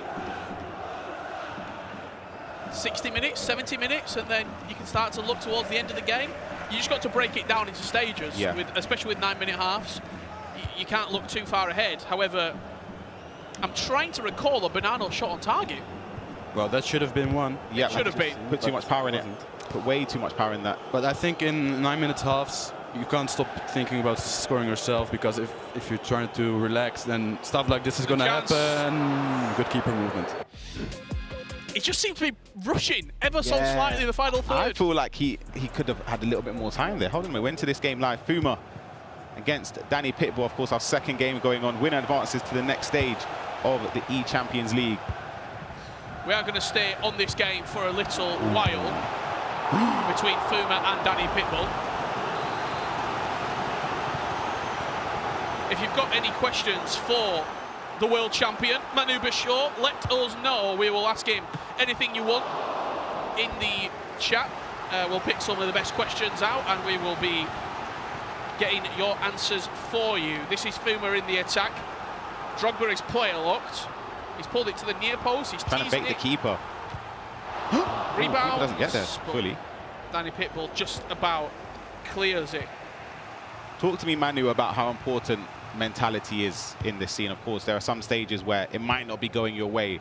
But again, how important is it to not be disheartened, just to keep on prodding and keep on going on? It's very important because in games, stuff like this happens, where, for example, lead 3-0, give it away. But there's still loads of time left for Fummer now. It's still 45? Yeah, plenty of time. 35 minutes left. Yeah. And so in 9-minute half, that's even more than a half in 6 minutes. Got a question for you there from Awake Scissors. How do you use player switching effectively? It's a lot of watching pros, for example, switching with the right stick if a player is far away, switching with L1 if a player is close.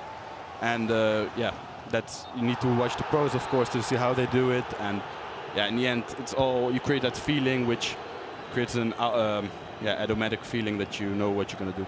Just seeing Danny Pitbull come forward here. He's looking for a fifth to start to pull away from Fummer. Cuts the byline, and that will give us a corner. It'll give us a chance to tell you about a goal between Rickard and Banano. Count Matias out at your peril. Drogba with the header at the back post.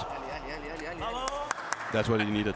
Yep. That's quite dangerous, because when he starts thinking that you're there for the taking, you must have had a few games against Banano in your time. What is he like to play against? I think he evolved over the years. I would say, wait, let's first watch out for this corner of Dani. Ooh. Just cleared. No, I think he's evolved over the years. I think in FIFA 22 he was more of a defensive player, defensively solid, but I think the 23 and 24 game required him to get a bit more flexible and start to be more clinical in attack. Got a question there from Chetate Vidal. Sorry. I need to join pro leagues. How do I join? How would someone get involved in this fantastic space that we possess? Oh, penalty. Oh, hold on a minute. We'll get your question answered after this penalty comes in. It's Didier Drogba for Fummer to go 4-4. Smashes it into the top left corner. Manu, how would someone get involved in joining a pro league or trying to get their name out there? Yeah, so at the start of the year there's always an FC Pro ladder, which you can prove yourself to top organizations, top clubs. And if you do well there, you might earn yourself a contract to play in a pro, in a major, or maybe even a minor league, which is also possible to participate in the Champions League, in a World Cup. So yeah, so I'd say start with the ladder, try to get your way up the ladder, and hope that you do well in the eventual qualifiers, and maybe you'll be there. We've got two fantastic games that are taking place right now. Fummer and Danny Pitbull all level at 4 apiece. Banano still trailing 3-1 versus Rickard. However, he is piling on the pressure. If there is any more goals, we'll let you know about it. Straight down the keeper's throat. Got a score. I think he maybe anticipated the goalkeeper movement. I think he could have gone near post. You might have heard that. You might have heard of Vamos. That is because Banano has put the ball in the back of the net again. 3-2 right now. This was the goal. Play lock. Identical goal, really. I've seen good use of the player lock in this game, particularly. Both from Rickard and both from Banano, so great goals. Dick to the back post, Drogba's up! Danny Pitbull back in front. We don't know where to look. Amazing mentality from Danny. Yep. It's 3-0 down early on. It could have gone away from him, but he stuck to it. Do you see the goal building up again? Into Pirlo, down towards the byline, back post. There's only one person you're aiming for. It's Didier Drogba, green timed as well. And he takes the lead again. The winner of this game plays Encante tomorrow. I think you look at that game, out of all the players, potentially, no disrespect to Encante, but I think you'd fancy yourself in that game. I'm not answering that. I tried getting something out of him. I tried getting a little bit of juice. Nah, it's of course, if you look at history, it's his first LAN tournament. I think all the other guys who finished first have some experience at LAN, international LAN especially. Also from his domestic league as well. He didn't play that well this year. Yeah, he qualified, of course, through PSG, getting to the quarterfinal. Yeah. Ooh. How are you feeling for your matchup tomorrow? Obviously, you're going to be playing the winner out of Umit and Egman, who we'll see later on today. You got any thoughts about, obviously, you're trying to get a preference game where you want to play? I know you've had experience playing against Umit in the past. Egman. Is he in? No. I'm not going to get mine. Egman has, performed extremely well, especially in that group against Tex and everyone in that group. So either one will be tough, but is there a preference? Maybe I can get out of you. To be honest, when I saw Umut getting second, I was a bit upset. Yeah, I remember. Yeah, I was a bit, but as close as the tournament gets, always with me, I care less about who the opponent going to be. Of course, if you look at... Who do you see winning that game as well? Well, I think it's a 60-40 game for Umut. Okay. I think still with all his experience. This is what you might have missed. Banano, McGeady cancel, green timed. We talked about him rushing chances in the first half. He just seemed to have just got a little bit more confidence. As soon as he scored that first goal, I think he thought that this game was there for the taking. Here's the split screen. There is one goal separating all 4 players right now. Fummer, 5-4 down versus Danny Pitbull. And Banano was 3-0 down. He's now trailing. He's now tying, should I say, Rickard at 3-3. Didn't Banano get more emotional over the years, or is it just me? Yeah, I feel like he outpours his emotion now. Both in defeat and in wins, I'd say.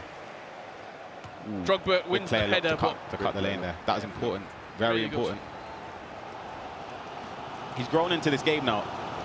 You see the space in behind. Rickard just looked, there's so much space in this second half. Just look for the cutback. It's R9. It's extra pass to Sule. Winner of this game plays against Levy as well. Yeah, what a game that's going to be. Yeah. Switch of play. It's all Man City. It's all Banano right now. Mbappe to the byline, taking the space, cuts it back! Never count out Banano. From what we can see, we can even look at Rickard from our perspective now, head in his hands. He knows that could be a pivotal goal in this game. The switch, the knockdown there. into Mbappe, just slowly getting towards the byline, trying to find the perfect pass, and Dembele. I think what we saw, there was 2 chances pretty identical in a minute. The first one, he tried cutting it back too early. Yep.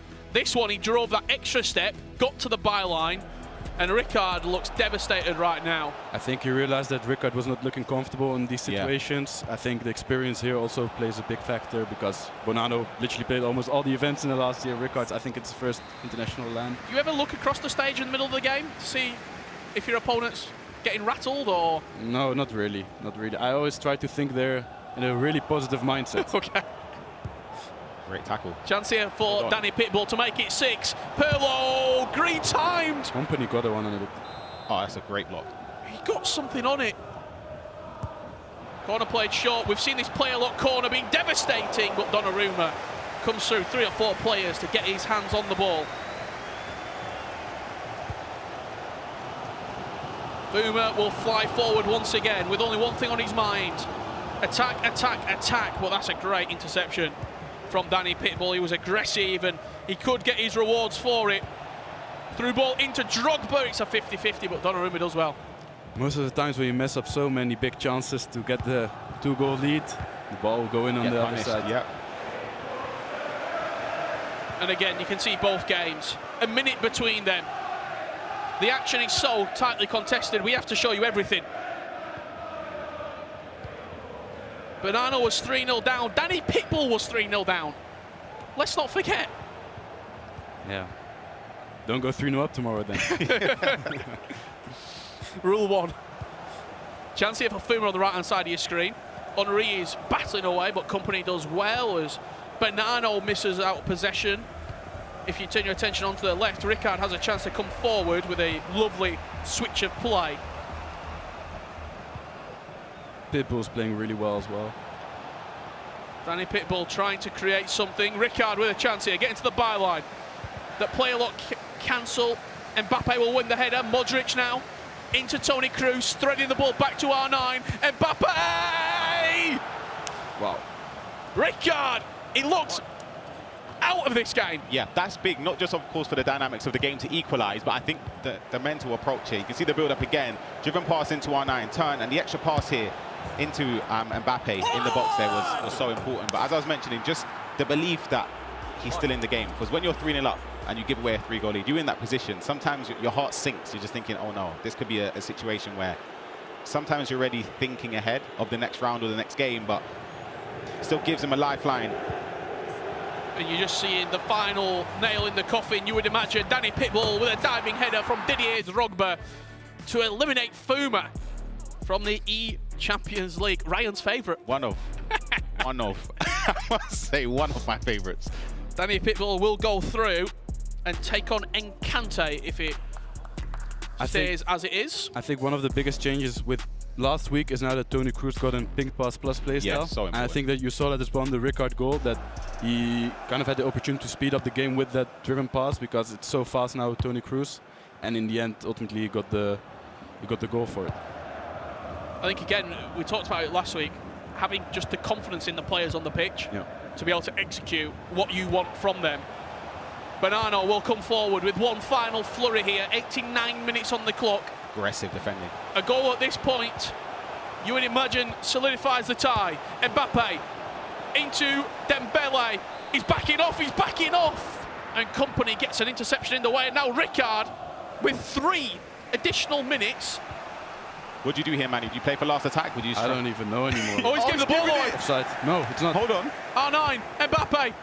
Has to step there with Company and he won it. That is full time. Danny Pitbull will go through. 6 goals to 4. Commiserations to Fummer. What's going on? He's giving it straight back.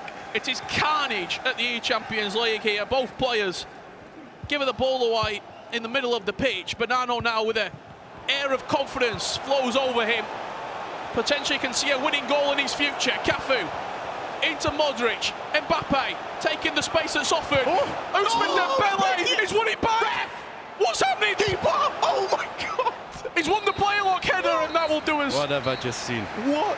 I was about to say, like, as long as Banano doesn't pass it into a CPU, because no way Rickard was gonna intercept that manually. No way he was gonna intercept any like dribble or pass manually. Egman's getting ready to play his next game. He's watching our game. Yeah, crazy. Oh my goodness. I just think he didn't have the confidence in Dembele. No, he didn't. And the space was there though. Green, it was a goal for sure. He Yeah, knows. He knows. Oh, incredible. If you do have any questions in this extra time period for the world champion, Manu Bashar, let us know, because we will be going into 30 additional minutes here. I can't believe When it went, I thought it was a guaranteed goal. Yeah, I'll be honest, I thought 100%. I saw that pass. Yeah. Banano goes 4-3 up. I thought he's going to get a 5th and a 6th here. And then Rickard just turned it back on. I think this game, what you thought was going to happen just didn't happen. Yeah. Game. You thought Banano was going to go up, Rickard went up. You thought the game was done at 3-0, Banano comes back. Then you think 4-3, game is done, Rickard scores again. It's just... How would you recompose yourself in this position? Hold on. R9, red timed. If I'm Banano? Yes. When you've just had a chance to win it. I think I would say to myself, okay, he's not feeling comfortable. If I just keep passing, if I just keep making the good basic decisions, I'll get my chances, and yeah, in the end I'll win. It doesn't matter how I'm gonna win, it matters to take the win. Cafu here getting forward for Rickard. Player locked into R9, but that's a horrific touch. Yeah, you can sense the nerves though from Rickard. If you watch the first, let's say 30 minutes of the game, the way he was building up, he was comfortable in possession. It just feels nervy. Like you can sense it. I'm sure Manu and Eddie will be sensing that as well, which is why they'll keep on prodding, keep on going forward. Just taking that space. Lizarazu coming on.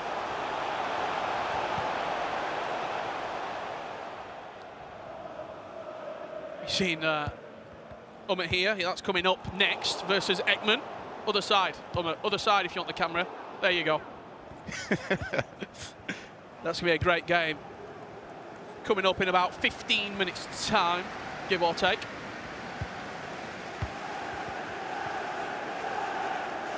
A little bit scrappy. Mbappe gives the ball away. Ousmane Dembele back into Mbappe now. And Banano has a chance out of that error from Rickard at the back. Not rushing it, going forward. Cruz, R9, extra pass to Ousmane Dembele. What a tackle. Challenge. Wow. That's why we talked about at the start of the day, Ryan. No, your stuff, Richard. Some say.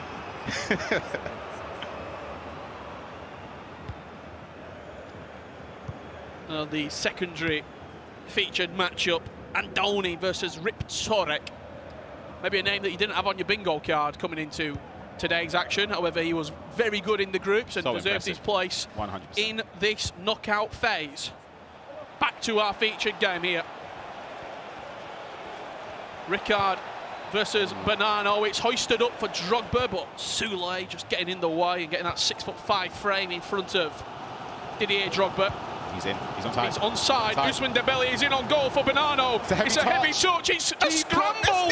Oh my God. He's just about stuck it in the back of the net. He kept him on side with Cafu. Yep. Thought the keeper was just about to get there. Does enough to keep possession. Couldn't get company across. It's unlucky for Rickard, of course, how the goal ends, but I think he made his own mistake. Big mistake. Big mistake. He got punished for it. The small margins. Yeah.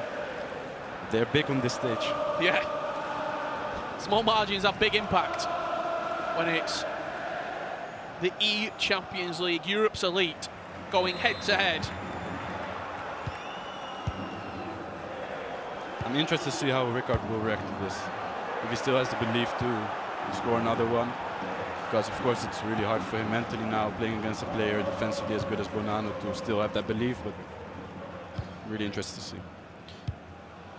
As we approach half-time, it's only one additional minute for Rickard to get back into this game and, more importantly, regain his composure. That's great work from Cafu. His fault at the goal, however, he's looking to atone for his errors. Mbappe into Cruz, fired into Pedri. He'll get a corner, which could be a big chance. And maybe should be a big chance.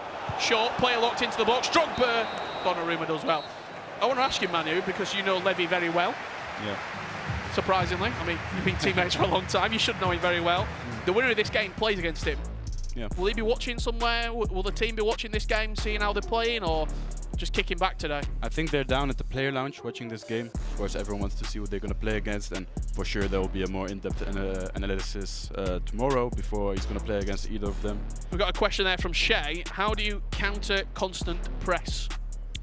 Well, you need a bit of luck always, but yeah, in the end you still want to get the ball into your opponent's half and then keep the ball there, and don't make silly mistakes on your opponent's half and don't get countered. Anything to add, Ryan? I would say try not to turn back. I feel like that's something that I make that mistake as well. Once you turn back, you get punished. Sometimes just running into the space offensively helps a lot.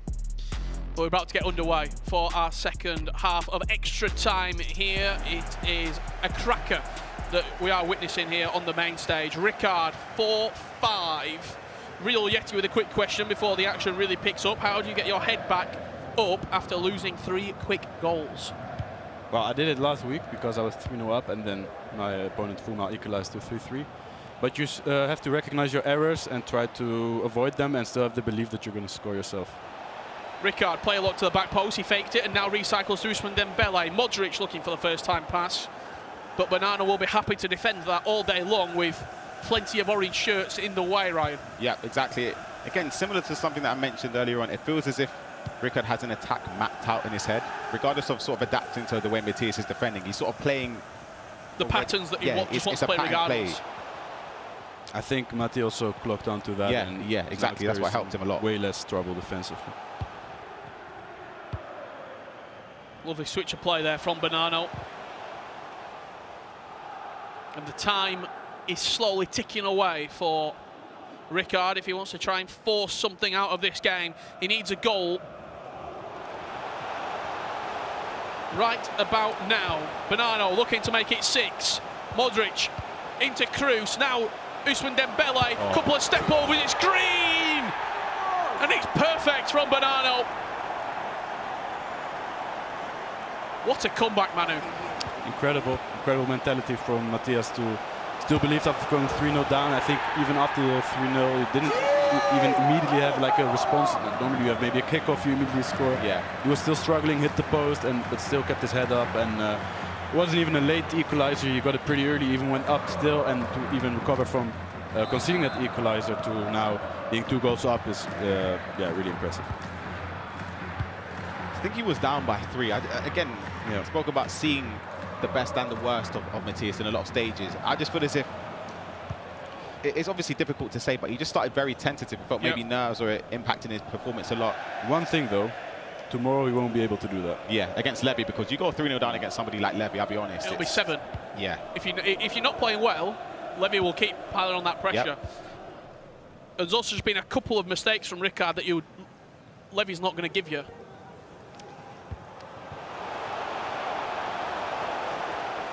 These moments, Manny, do you change formation? Do you change anything in game? You're keeping a 2-goal lead, 5 minutes or so left to play. What do you do? Most times I switch formation, to a bit more of a defensive formation to give me more structure, a bit more of a wide formation to give me more options on the wing. Because if I lose the ball there, that's not really big of a problem. So, chance here for Banano to wrap this game up. Just holding the possession, no real urgency for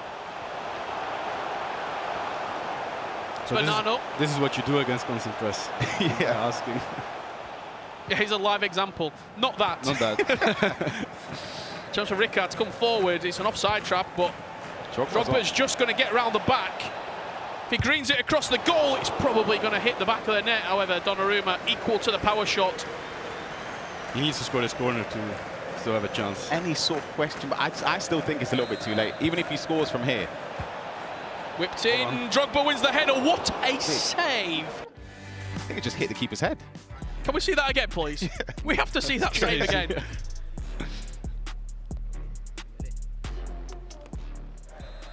I've got to see this for a second time. Straight off the keeper's head. Oh. I would be fuming if that happened to me. Yeah, sometimes it's just not your day, Rickard. I'm asking the admin. Admin, can we have a look at that, please?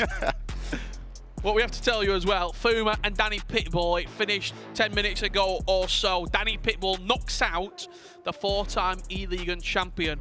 Danny Pitbull 6, Fummer 4. He was 3-0 down, Danny Pitbull. He came back into the game and took the result in the end. A great performance from the Juventus Desire player. He will go on to place Encante for a chance at the eChampions League finals tomorrow.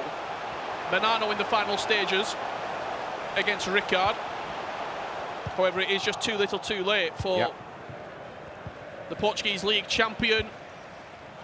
A valiant performance from Banano will see him through. There's a lot of work still to do for Matias Banano. However, he will progress into the next round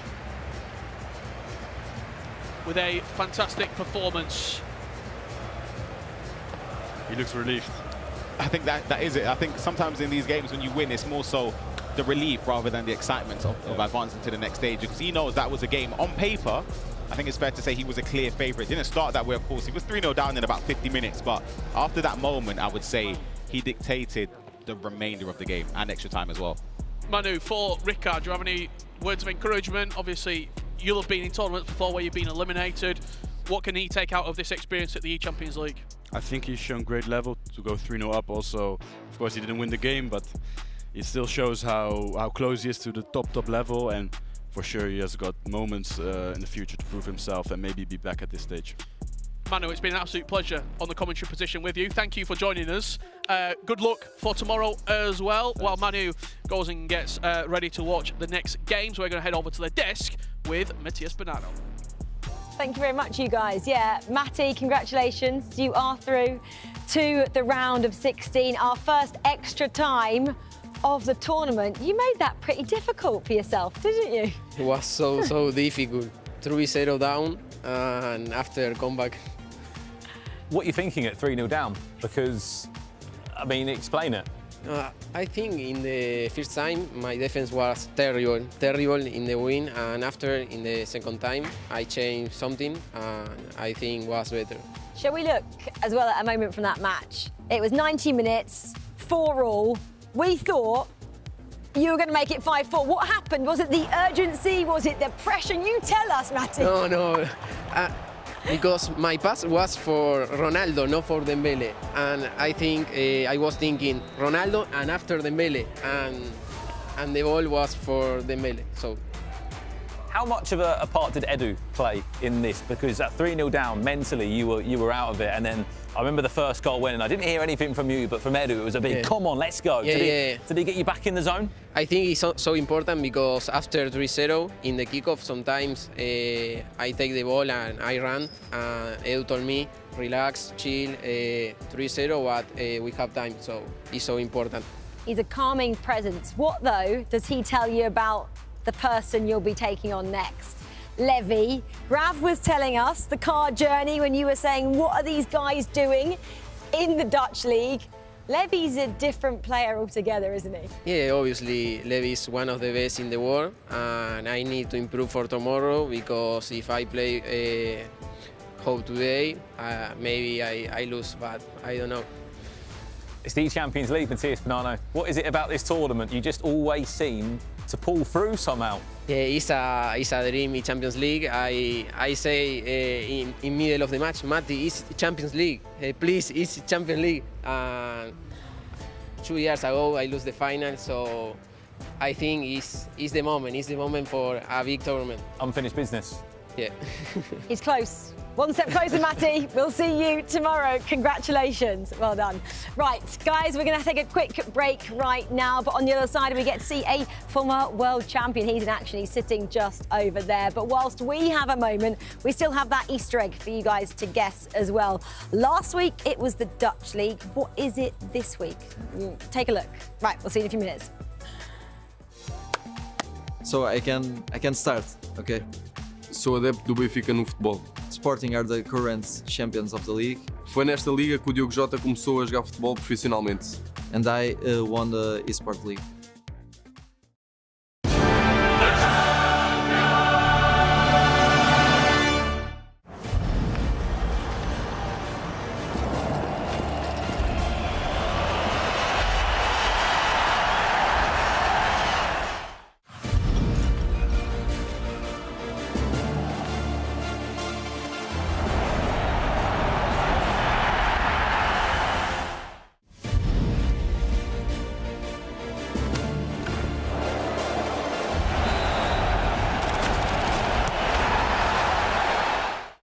for something new. Just eat. Oh, you thought it was just burgers and fries. They got more flavors than you tasted or you heard in your life. Ooh, this is what the app do. It ain't only fast food. Switching styles like opera to rap too. I'm a bad girl, but my takeout better. What you need, dude? I could cop a taco platter. And my sushi train is on loop. When you're this slick, what you gon' do? Did somebody say just eat? Yeah, possible. Looks like whoever drops the ball buys a Pepsi. Go on, Jack. Sonny!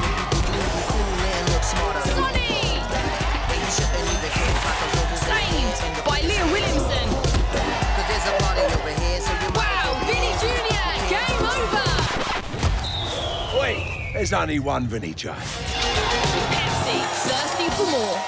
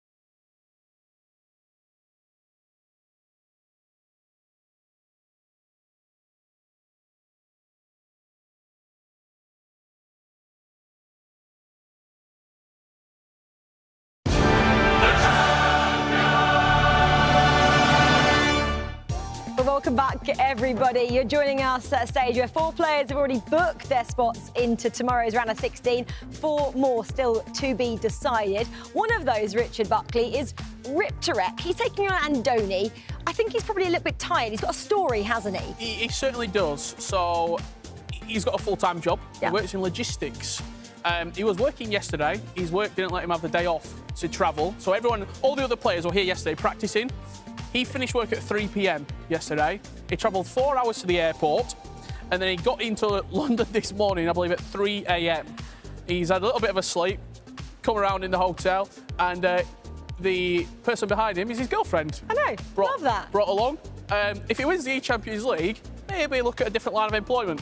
I know. I wonder, though, if 3 p.m. actually was when work ended or they let him off early. I don't know. We'll have to ask him that after this matchup. So that's one of our featured matchup. The other is over there. Umit is up against Egman. Rich, they've been sat there for such a long time now, about 15 minutes because the other match went to extra time. How difficult is that? I think there is a little bit of difficulty with it.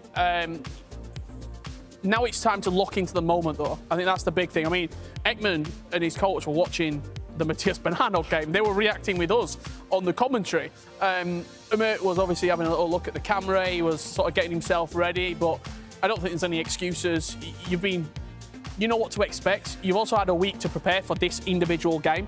Like, it's not like last week where you're playing loads. This is a one-and-done game. Egman's also looking at you, probably going, hurry up, Rich, I want to get on with it. Right, with that in mind, we're going to pause the chat there. Obviously, he is playing Umit, and this is one trophy that he hasn't won, but he'll hoping to add it to his collection, won't he, come the 29th of May.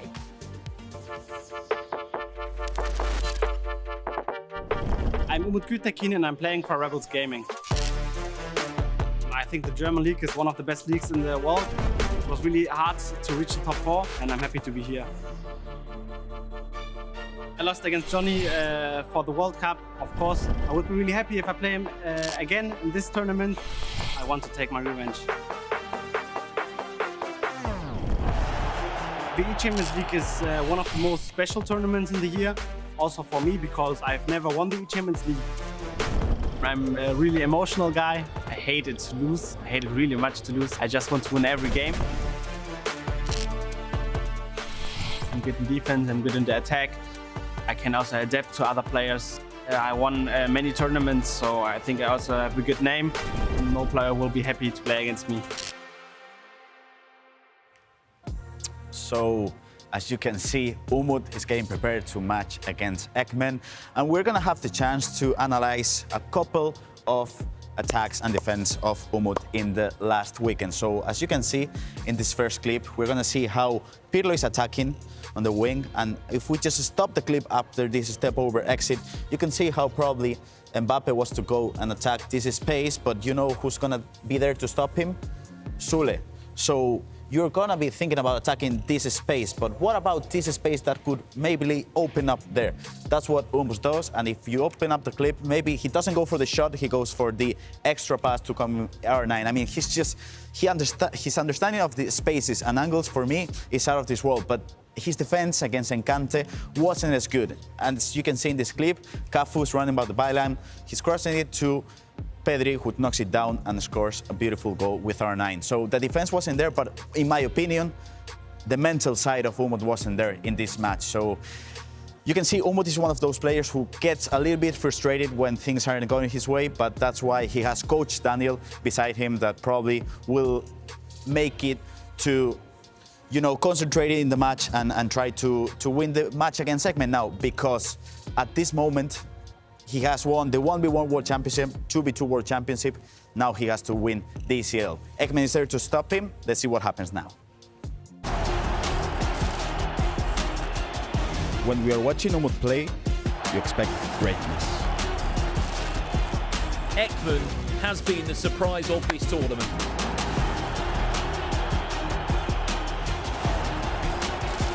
What a finish from Andoni. It's enough to send him through to the knockouts.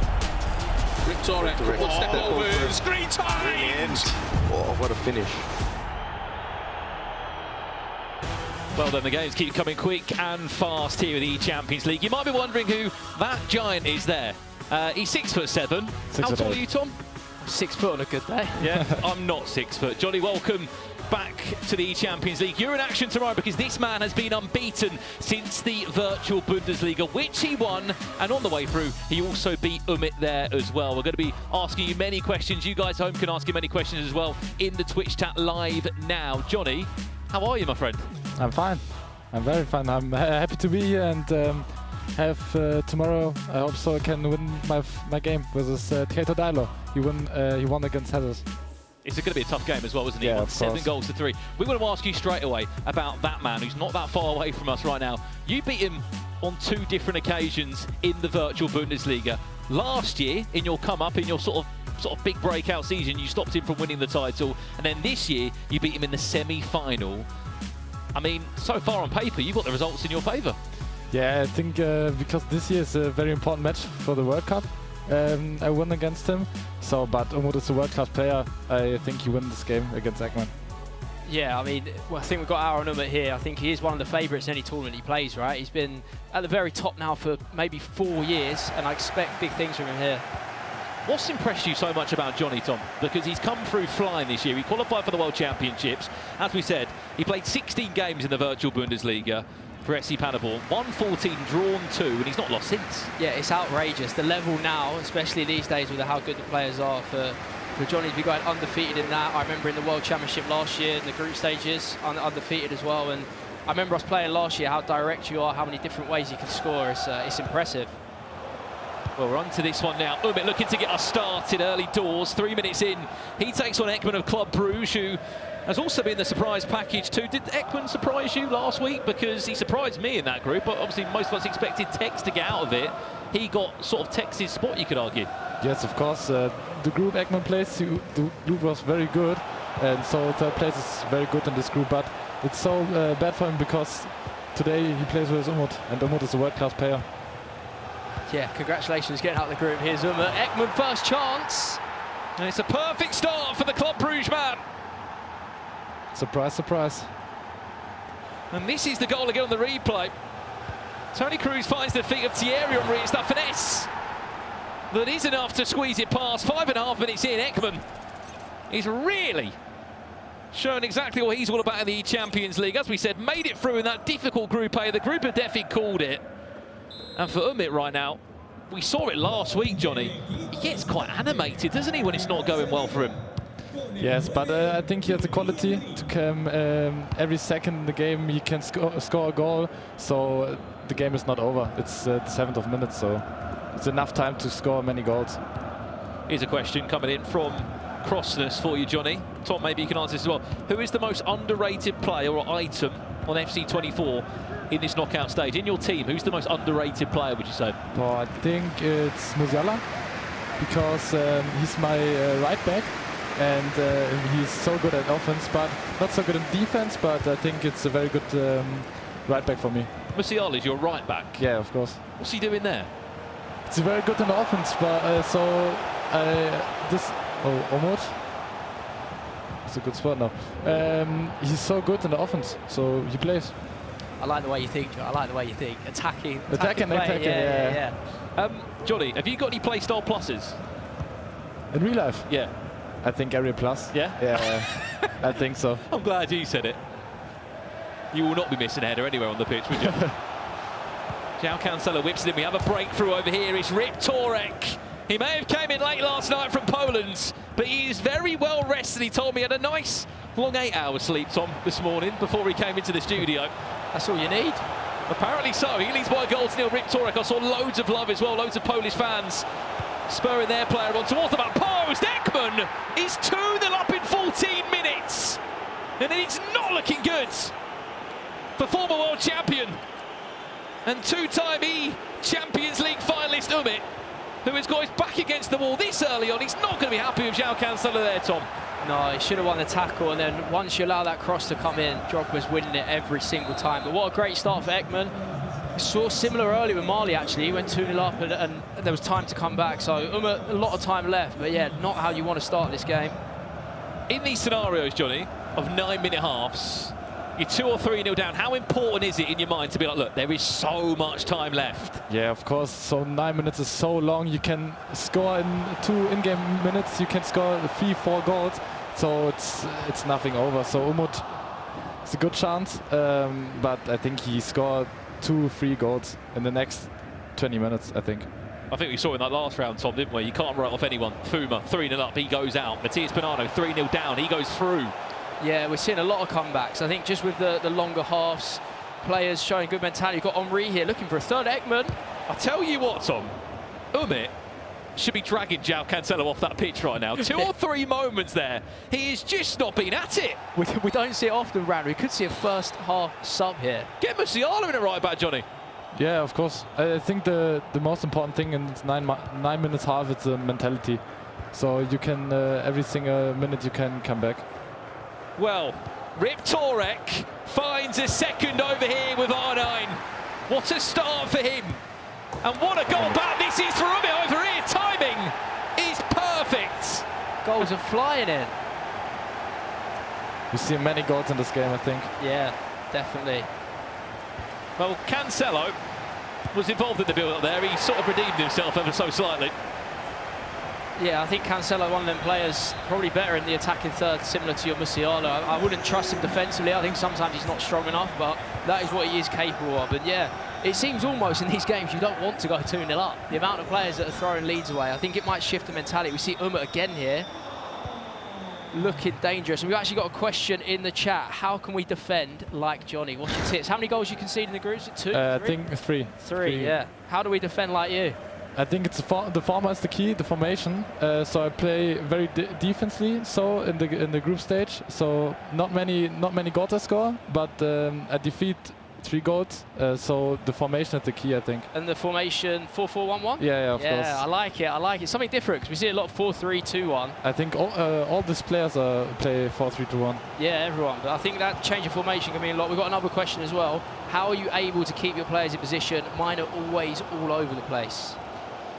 I think it's, I don't know, it's tough. So you go not use these players in the wrong positions. Yeah. So the left back stay on the left back, the right back stay on the right back. So Not to drag players out of position. I think the other thing is second man press as well, right? If you second man press too much, your players will be all over the place. We could have a goal here, Brandon, for Andoni.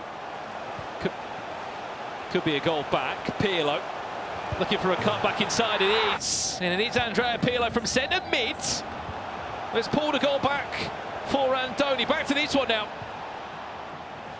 Cancelo wins that battle this time. Let's see. A corner kick. And Where Didier Drogba. Could do from a corner. You know where it's going to end up, don't you? Didier Drogba being controlled. Their keeper's been moved out.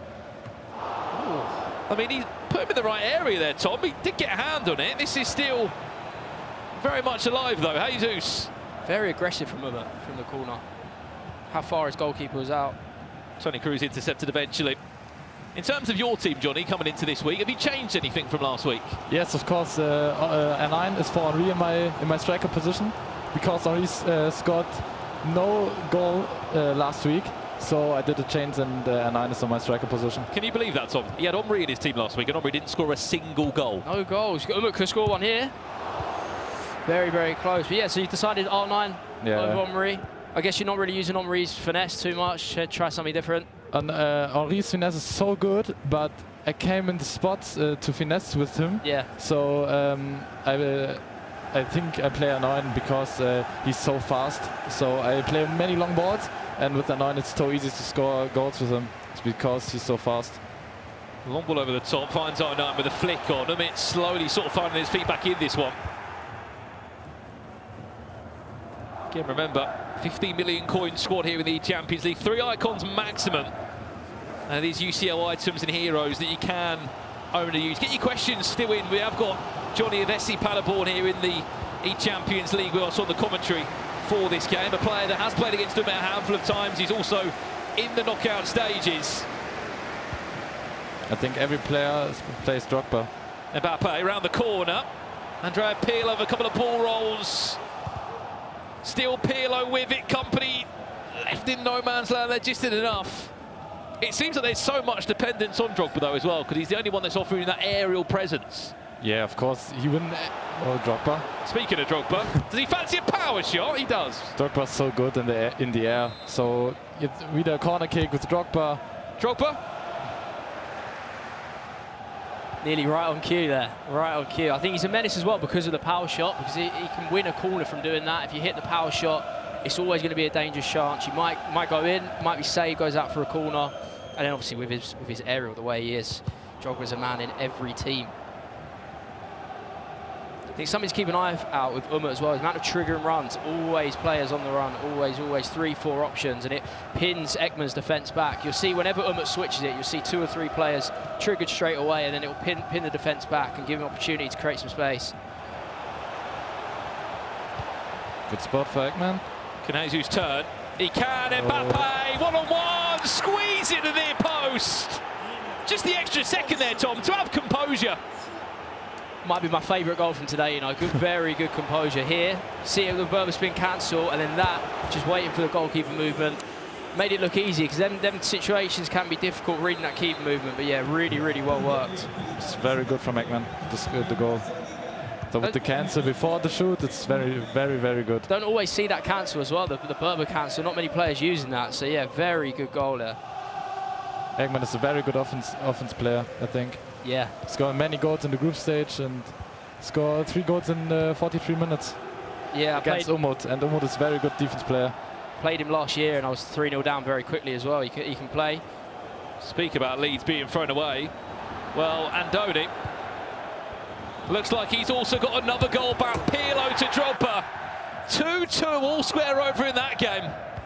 These 9-minute halves are just throwing up so many crazy scorelines. Added time of 1 minute. Arnon finds Mbappe. It's Company that stops him in his tracks. At the halfway point here, Egman leads by 3-1. I mean, still a lot of time left in this, Johnny. Yeah, of course. Umut can score in every single minute. He can score so many goals. So I think we see many goals in the second half. Question coming in from Cobby Smith for you, Johnny. If I want to play a 4-4-1-1 at home, do I have to have 2 centre mids that have got the long ball playstyle plus? Yes, of course. The 2 CMs, so must be have long ball. So I play Schweinsteiger and Kroos, for this tournament. In the VBL, I play Schweinsteiger and Kimmich, so only long ball player only. And then long balls for of the Element. I was going to say, it's no surprise that you're still using Schweinsteiger, because he was like one of your key players, wasn't he? Yeah, of course. He was my key player in the VBL. So he plays also on the ETF. One thing that's impressed me, Tom, as well about Johnny is that for about 3, 4, 5 months in Germany in the virtual Bundesliga, they've had to follow a really rigid squad restriction set of just German Bundesliga players, and he's come over to this tournament here with a completely different team, which we must say, you wouldn't say it's not top level teams. 15 million coin squads, yes, you've got icons, but some of those Champions League items, they're not, you know, top level, are they? And he's adapted superbly well. Yeah, it's always difficult, you know, building squads and changing players in this situation. And what do you prefer? Do you prefer the players here to the Bundesliga?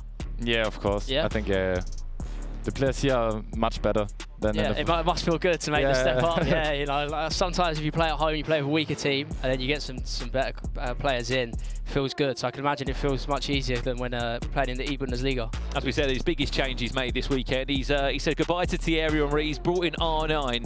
There was a moment, I'm sure we'll try and get it for tomorrow's show. You missed a huge chance of Henry. And it was one of them. He went like that, Tom. He went, he's out. You lose the trust in a player, he's gone. He only missed one chance, Johnny, but he's gone. I think R9 is so much better with 5 weak foot. So it's so important, the 5 weak foot. Just the trust in the chances, the tight games, yeah. Sometimes you only get one chance, it has to be a goal. Well, Johnny, thank you so much for joining us.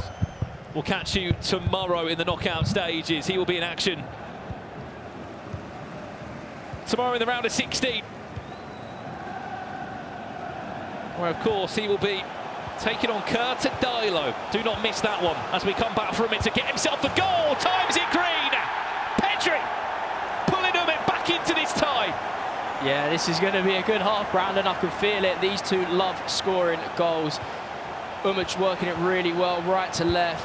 Extra one-touch passes. They're the kind of goals I like to see. And it's going to be a special half as well, because we've got Jaime Alvarez back in the booth as well. Gravison, you joined us at the perfect time. The goals are going in.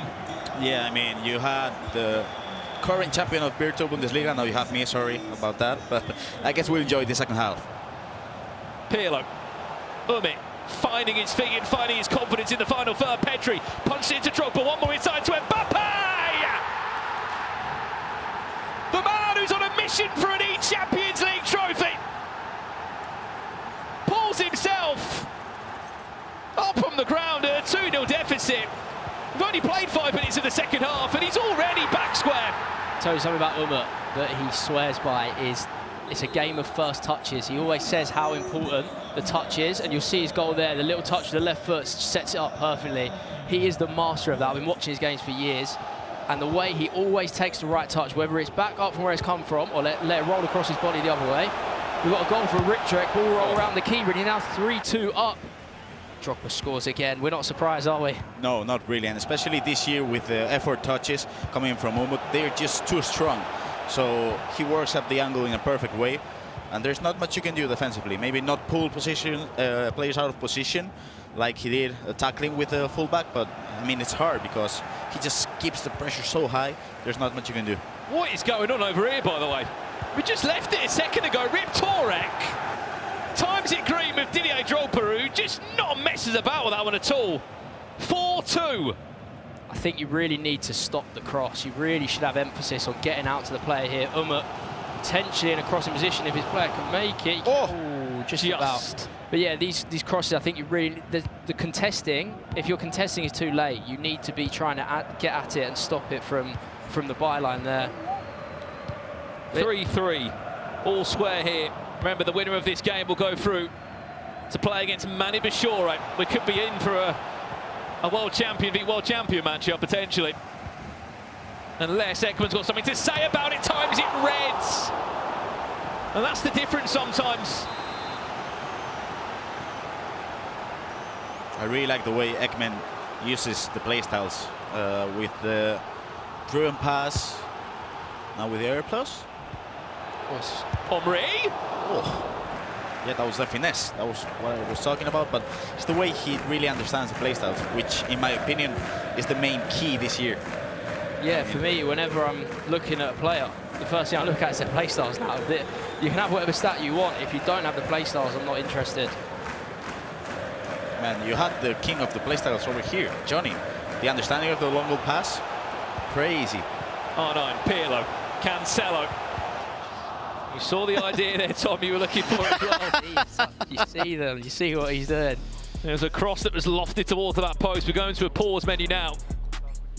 Yeah, I had the pleasure to analyze that on halftime before this. It's just when you have the whip cross and then the aerial plus, I mean, if the cross is coming in, there's nothing you can do. So you could fall on the bait of trying to cover the pass to the midfield, but if you do that, the right back is going to just pretty much run, cross, and there's nothing you can do. So as you mentioned, Tom, you cannot allow the player to cross, because if he does that, there's nothing you can do. Yeah, you have to just, I think, main advice, do not pull out the fullback, don't let him go out, and then try and just get tight enough to make the cross difficult, even if you can't stop it, just to not have a free hit, because once the cross in the air, as we see here with Drogba, you're doomed. There's nothing you can do. You have to stop the cross. And the question that these players are still trying to work out is, how do we stop the cross? That is a goal in 2 passes. Centre-back to right-back to Didier Drogba. For me, the main thing is, if you tackle, if you go too aggressive, the dribbling is too good. So if you just dribble with the left stick for a bit, then the space opens for a cross. So you gotta be on it, but you cannot tackle. But the second you tackle, you'll concede a goal. Yeah, I think it's about getting out there, but not fully sprinting, not going all the way, and just being disciplined when you get out there to not dive in, not sprint too fast and too hard and get caught out. It is an art. It's very, very hard to learn. Got Egman on an attack here. Lofts it. Or player lock, as he did now. Yeah, I think that's the other thing. If the crosses come in and you can't get your goalkeeper out, to play a lock with your centre back so you can read the next pass.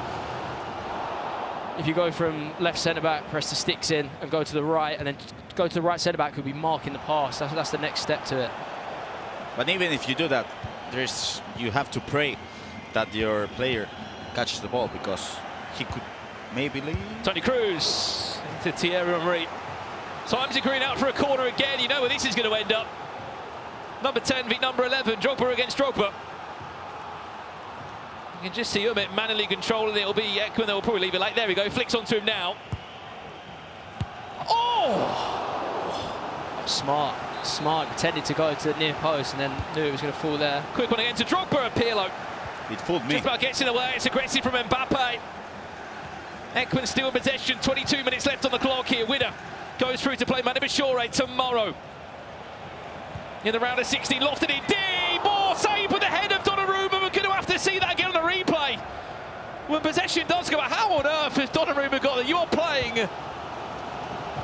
You're just playing with the gods there, aren't you? Anything it takes. Anything it takes. Just hit him on the head. What a guy. I didn't know he had a save of head playstyle plus. He's did a few of those, hasn't he, today? He's done very, very well with that. Sometimes that's what you need if you can't defend it. Another goal here. Is it Rip Torek pulling away from this game? 65 minutes on the clock. It's gone out to Vincent Kompany. He's headed it away. Back to Kompany again. On the finesse from distance of Mbappe, who timed that one green. Rip Torek points to his head. He is potentially on his way to send his club, Jagiellona Białystok, into the round of 16. Remember, he got his spot here from the Ekstraklasa in Poland. This is a big chance. Last 80 minutes, is it a chance for Henry to score? Ball roll, lofts it back in. There's Drogba! And there's a fourth for Club Brugge and Egman. 15 minutes away from the round of 16. He meant that header. That is a power header if I've ever seen one. Look at that, straight in. Good composure as well, because Umit started to move the keeper and you're thinking, are you going to shoot, are you going to wait? And then he just sees the cross as the last option. Very well played there. Wow. I was just going to say how he overcomplicated himself in a way, but if it works, it works. And it's a goal, so... Well, it isn't the first time that Egman's played the Champions League. He was involved just last year, but he was eliminated in the group stages. This season's been very different for him after winning the Belgium League to earn his spot here. Can he hold on for 15 minutes of pressure, which is going to be coming the way of Mistake. World champion in Umit. It could be in a running race here. Can he get the ball forward? Offside? Cafu is offside. Carlos coming in. Is the Mystery League Libertadores? No, it's not. It's not. Keep your guesses coming in. This is big. Cancelo looking to pull it back into this one. Into R9. What a cancel! Oh! Dropped the shoulder onto his left foot. Donnarumma again, proving to be the hero. We talked about shot cancellation a couple of matches ago. Wow. Brilliant. That is exactly how you use it there. Just time it right to the point they think you're going to shoot and then sell them a dream. Look at that, look. Think I'm going to shoot. No. Oh. So good. Deserved a goal. Yeah, I think. Ooh, hello. Drogba into Jesus! Oh, yeah. We've heard that one. We certainly have. I love the passion. I love when the coaches shout. It's funny because sometimes the coaches shout more than the player. They're trying to hype them up. That is a great finish from Jesus. Bang. Hear that? Heard the coach there at Club Brugge. That could be the goal to send them into a round of 16. Will there be one win away from coming back to the top 8? He's catching his breath now. Yeah, it's a second to reset off the celebrations like that. But his coach is very, very good. He's been coaching a few years now at the top level, and I think, you know, having these good coaches in your corner can go a long way because they do so much studying in the game. They do all the parts that the players don't want to do. You don't want to spend your time researching games for hours and hours. You just want to play, and then the coach will come with the right suggestions, the right ideas, and the game plan that Egman's got here is working very, very well. Well, we have to remember, we're looking at a situation with the eChampions League. We're in our first knockout round. There are names, big names. He got very fortunate that one not to be a penalty, just about won the ball. This is big. 7 minutes left. Umit needs to show what he's been working on the training ground. Drogba at the front post. Donnarumma, 2 hands on it. Wow. But what I wanted to say was, look, big names falling out of the eChampions League in our first knockout round. Jesus out. Matias Banano was nearly out. He survives. Fummer out of the competition. It could be Umit on his way out as well. A player that in his last 2 times in the Champions League, he's always made it to the top 8. He's never played anywhere or finished anywhere less. Joe, it's about here game management. It's game management this time of the game because from here Egman should win. Oh. It's what the best players can do every time. They manage the games perfectly. You've got to start using long ball passes. You've got to be triggering runs. I personally like to go forward like this. Get yourself out of the pressure, and if you can get another goal, perfect. Ramirez, Drogba doesn't need to go forward again. That's aggressive from Company. It had to be. But has he got the pass in his locker to open the door? Offside. That was the chance.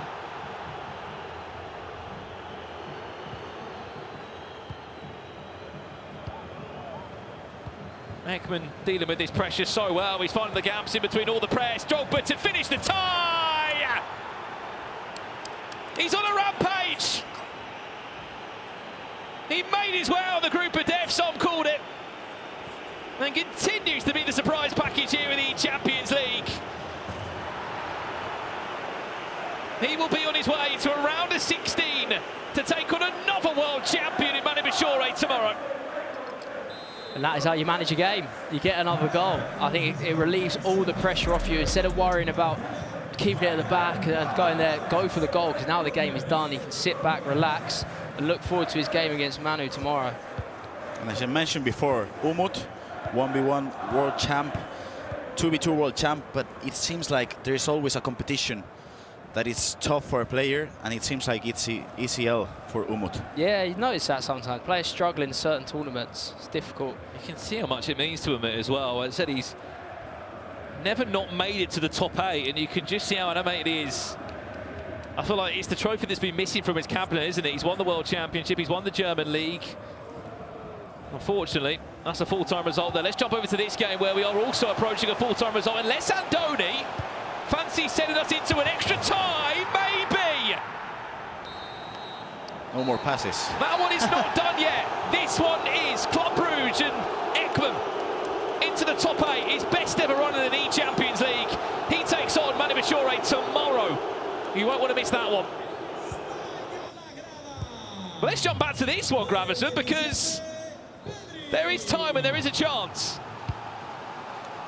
You talk about game management when you're leading a goal. This is dangerous. Passing the ball in that position. Yeah, I think it's much safer playing up here, because even if you lose the ball, I say the advice is lose the ball out wide as well. Gives them more time to recover. But yeah, keep it up. This is how you manage a game, not passing back there and the nonsense up there. Just get it up further at the pitch, please.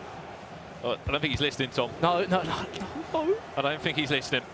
He might have just given a chance back to Andoni. Gives the possession away, not this area again. Not the quick throwing over here again. Get me on the coaching duty, I would have had Get me in there, I would have told him. And in time of 2 minutes now, Andoni off left Atletico Madrid. One last roll of the dice if he wants to keep his eChampions League dream alive. Massive switch of play. Where's he looking? A control at the back post. It will just start to queue up. Fancies a player lock. Does he keep it on? Ramirez does. We played the 2 minutes. Rickard hangs in the game and does enough to send himself into the top 16 in his first ever eChampions League knockouts. It was worth the 13-hour journey, wasn't it? You're telling me this guy woke up today after working yesterday, got on a plane, came to London, did the job, and is going to the hotel to sleep now. I mean, that seems like a perfect day for me. Some 48 hours for him. He'll be buzzing with that. Yeah, I mean, that is how you do it. Turn up, straight from work, win your game, say thanks for coming, I'm ready to go again tomorrow. Well, this time last night, he was travelling to the airport in Poland before arriving in London. In the early hours of this morning, he does enough to go through. Andoni is out, Umit is out. Someone who else is through, though, is Egman, and he's joined by our very own Ryan Pessoa to talk through some of those key moments in that game, which does enough to send him into the round of 16 tomorrow. Thanks, Brandon. Of course, joined by Egman. A huge win. You've come through Group A. I would say a lot of people would have expected you to maybe not even make it through to the knockout stages, but you played fantastically well against Umit, scoring a lot of goals. I just want to walk through this particular goal here. For me, it's one of my favourite, not just today, but from last week as well. It's your third goal in this game. As the clip plays on, it's sort of defence to attack within an instant. You play the ball into Gabriel Jesus, somebody we don't even see a lot of the time. The ball over the top here, and if I could stop it right here, is perfect. You've got a few options here. You could either take it in control, try and make sure that you can get a body across ahead of Cancelo and run towards the byline, or, as you went and done, you could play a direct pass into the on-rushing player in this position here. So what was going through your mind at this moment? Was it just to get the ball to the player in the box? I know that Gabriel Jesus has the play style of first touch plus. Yep. So that's why I play him striker and Mbappe left center mid. So I can trigger Mbappe and play him in the feet. And that's what I did here. So R1X pass with Cafu into the feet of Gabriel Jesus. His first touch is always perfect. That's what the play style is for. Yep. And then I can find the dribble and the shot or the pass to finish the chance. Before I let this clip even play on, I want to ask a question in terms of your preparation. Do you have like a game plan going into it? Because you knew, of course, a week in advance you would have had to play Umit to advance to the next stage. Did you change anything or? No, I played the exact same team as last week. Only Henry in for R9. Yeah, the thing is, I'm creative in attack, so I know that I just have to get into these areas and then I can find something. And it's difficult to defend, so even against a great player like Umut, it works. So I just have to play my own game. Didn't really analyze Umut as much. Focused on my own gameplay and game plan. And it worked well. I'm going to let this clip play on here. I don't even think I need to stop it and analyse it. We'll just see the magic unfold here. He gets the ball to Gabriel Jesus. The stop here, just a reverse pass after the triggered run. The cancel and then the shot at the near post was perfect. It was a great goal and a deserved victory in that game against Umit. I'm going to head it over to the desk where Rachel and Richard are waiting. Thanks, Ryan. Yeah, Richard, possibly two underdogs going through there, taking out the likes of Andoni and Umit. I think the Rickard result very quickly is less of a surprise. Andoni not been great this year, but he still had to do the business. And he still did very the business. Experienced. Yeah, in a big way, did Rickard. He's now going to take on Emre Yilmaz, but the big shock of that round, Umit, former world champion. He's been to many eChampions League finals before. He will not be progressing. He crashes out of the tournament to Egman, and Egman now, you've just played the best game of your career. What do you get rewarded with? Yeah, Manu Bashir in the next round. I mean, yeah, Manu Bashir there for Egman. And then on the other hand, Rickard gets Emre Yilmaz, defending champion. I mean, they are absolutely absolute matchups. But you have to look, haven't you? If you take down, a former kind of world champion in the form of Egman, you've got to look at the current world champion. Well, I've taken down one. Let's just go and try and get the reigning one too. And it weren't lucky in any stretch. Like, he won pretty comfortably in the end. Umit got back into the game, and we were sort of all watching behind the scenes thinking, Umit's now going to kick on. He's going to go and win this game, maybe 4-5-3. No, wasn't meant to be. Egman got in front and then went in front even further, really solidifies his position. And I think with Legend Frod behind him, a player who has been behind Zazinho and Olilito when they've gone on to win major tournaments, there's a good combination of coach and player there. Yeah, the brilliant team. And Ryan obviously analysed the third goal in that matchup. Rich, you're going to break down the fourth now in the MasterCard moment of the match, which did come from Egman. Let's have a quick look at it now. He got 6 in the end. How different was it to goal number 3 we saw as well, Rich? Yeah, I mean, this goal, it was sort of the nail in the coffin, really. And I actually thought he overplayed. I thought there was a shot across the goalkeeper there. And it's just that extra bit of composure, dinking it back into Drogba. If you green it across the keeper, you're probably maybe look at an 80-85% chance of scoring. What he did, he solidified it to a 95-98% chance. Dinked it back across the box, Drogba with the header, and that was really the start of the next couple of goals where Egman just pulled away. You say he didn't change anything up for one world champion, Umit. Does he have to change anything up for Mani Bashir tomorrow? He'll be flying high. Why not? Just go and enjoy yourself. You got also playing Mani Bashir, who's not played a game since last weekend on this stage. So if Egman's going to do it, what a run that would be. Umit first, then Manu. Good luck to him. Talking about flying high, should we go to Turkish Airlines and widen your world? One of our great sponsors, of course. And actually, we're going to go for a break whilst you watch this, because this week the players got a bit of an education of one of the greatest cities in the world, my hometown, London City, and their transport network. Have a look at this.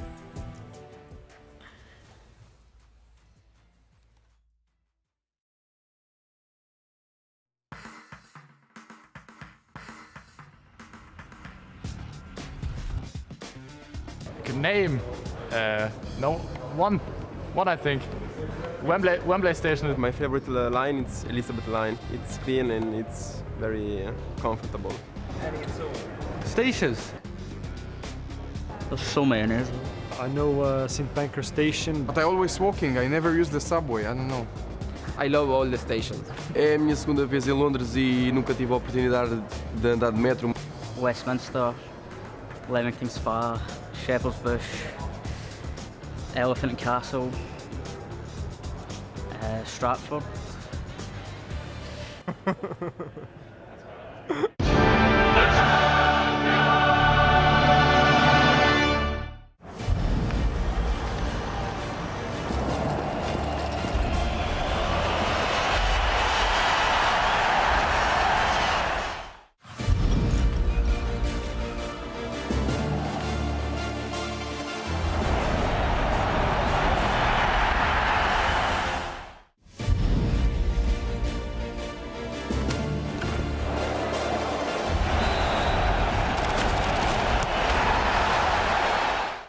Ready for something new? Just eat. Oh, you thought it was just burgers and fries. They got more flavors than you tasted or you heard in your life. Ooh, this is what the app do. It ain't only fast food. Switching styles like opera to rap too. I'm a bad girl, but my takeout better. What you need, dude? I could cop a taco platter. And my sushi train is on loop. When you're this slick, what you gon' do? Did somebody say just eat? Yeah, possible. Looks like whoever drops the ball buys a Pepsi. Go on, Jack. Sonny!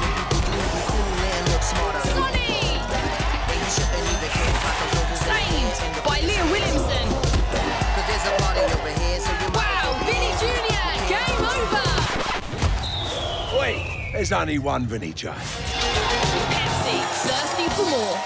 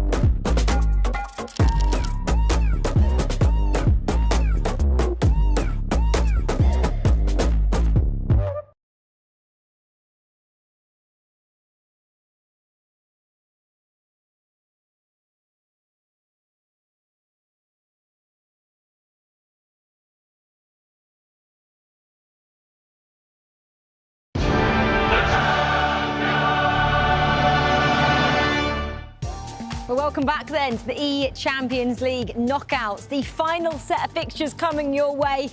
4 players, 2 spots in the round of 16 left up for grabs. And one of those looking for that, Tom, will be Roy Feldman. He's up next. He's a tricky player, isn't he? You know all too well. Yeah, I've played Feldman many a times over the years. I remember in 19, he actually knocked me out in one of the biggest tournaments of playoffs. So I'm familiar with Feldman's game, and he's a very tricky player. He always plays well in this tournament as well. Are you friends now? Yeah, still friends. Forgiving him for it. You're going to break down why he's so tricky as well in a couple of clips from last week. Yeah, I wanted to highlight the way he can score out of nothing, really. It's similar to what he did to me in 19, and we have the clip here. So he's got the ball with Mbappe. We just stop it here a second, you'll see.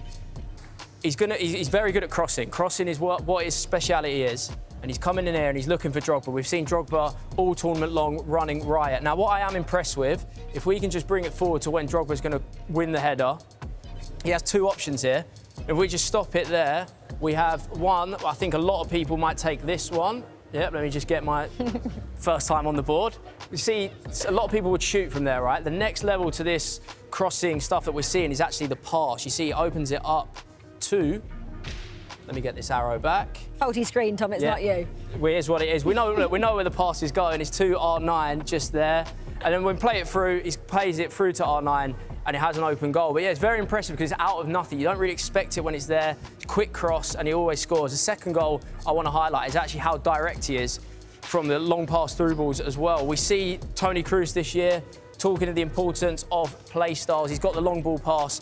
And as I say, Feldman can create out of nothing. You think you're safe, and then all of a sudden, he's got you going. So let me try on these lines instead. Right. So you see, he's triggered 2 runs. This is really, really difficult to mark. He has one here with Haaland, one with Drogba, knowing that Toni Kroos has got the long ball pass play style, because as soon as you trigger these 2 runs, it's what I spoke about with Johnny on the desk. As soon as you trigger these, you've got options each side. We play it forward, and he's going to use the Kroos one, because look, he's actually kept on side from the other run, and the ball into the box, and it's a nice finish, but it all comes from the way he triggers. I think Feldman's strength is how direct he is and how he can just score out of nothing. Doesn't need too many passes to build up. He's just straight there, and he's effective. That's what I call it, very effective. He's so experienced as well as a player. He's taking on Umit and Egman. I mean, Roy Feldman's been in this situation before. How difficult is he going to make things for Umit and Egman? Yeah, I mean, me personally, I don't enjoy playing against Feldman. He's an experienced player. He knows he'll keep you in a tight game at all times. He knows all the little ways to score, and yeah, I think he's going to go through here. He's my favourite.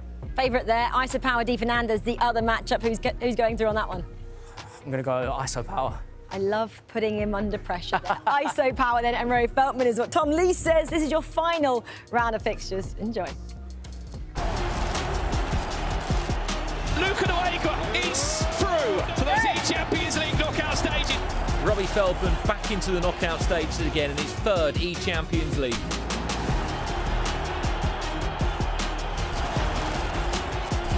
ISO Power is 2-0 up inside like 6 minutes. Di Fernandez is proving exactly why he's done enough to get to the knockout. Well, for one final time here on this beautiful Saturday, we go to battle at the eChampions League. Our top 16 is almost there, but until we can kick off tomorrow's games, we've got 2 matches remaining. An experienced player in our featured game in Roy Feldman up against a young buck in Umit and Egman. What can we expect to see, Grav, in this particular matchup? Against Umit and Egman in the group stage, and he told me he was the best player he played all season long, which surprises me because he played against Johnny as well. Yep, in that group. So you could potentially say Johnny is the favorite to win the whole thing, but Rickard was surprised in the way Umit and Egman played. His offense was strong, his game management was strong as well, and he was so imaginative inside the box. On the other side, Feldman, I mean, Tom explained it perfectly. He understands management of the pitch in general, and the thing with Roy Feldman is he can build it really slow with possession and everything, but in the moment he sees the passes, he doesn't think too much. The one thing I will say as well about Roy Feldman, I had the opportunity to watch him in 2022 at the Champions League finals, and he does not care one bit on how he wins the game. I think he kept possession for about 75 minutes because the opponent that he was playing didn't have the correct tactics set up. and he just kept the ball. I saw a few people sort of saying a bit online, saying that he's playing boring or he's not attacking. Doesn't matter. He's through to the next round. Got the win. See how he qualified for the eChampions League. It was through the real-life performances from Borussia Dortmund. However, he has played really, really well up to this point. He was in the same group with Emre Yilmaz and Matias Banano, alongside Virgil from the E-Serie A, a player who also played with Luco. Picked up 6 points in the group. And then on the other side of it, Luco did struggle in his groups. He only got 5 points out of a possible 12, losing 3-1 to Johnny and picking up 2 draws. This is ISO Power. They've kicked off, and Andrea Pirlo, offside, wasting no time. However, the linesman did put his flag up, so it will be chalked out. If we talk about this game, ISO Power is currently surprising everyone, not because of the way he plays, because he's been playing for so long, but the level he's playing at, because he's been playing for, I would say, what, 5 years now, 6 years now? Sort of in, I think, back end of 2018? Yeah, and I mean, he's here, and not only here, he's here playing well. Yeah. I mean, you commentated the match against PH, 2-0. He started really well, and he can do that against Di Fernandez, because in my opinion, Di Fernandez is playing well, but he's competing better. I don't think the gameplay is really... I think what we've seen from Di Fernandez, FC Pro La Liga Cup, FC Pro La Liga finals, he got to the semi-finals on both occasions, but nobody in Spain, whether it was in San Sebastian for the Cup or in Barcelona, said that he was going to go on and win the event. And he had that ceiling on him. And when he played Neat or Nicolo, it was a convincing victory as Feldman, maybe as expected, goes 1-0 up in the early stages. I'm sure Tom is somewhere just telling Luco Negua, I told you he's going to cross, and he did that. Cross into R9, 1-0. I mean, it was Tom who was playing it.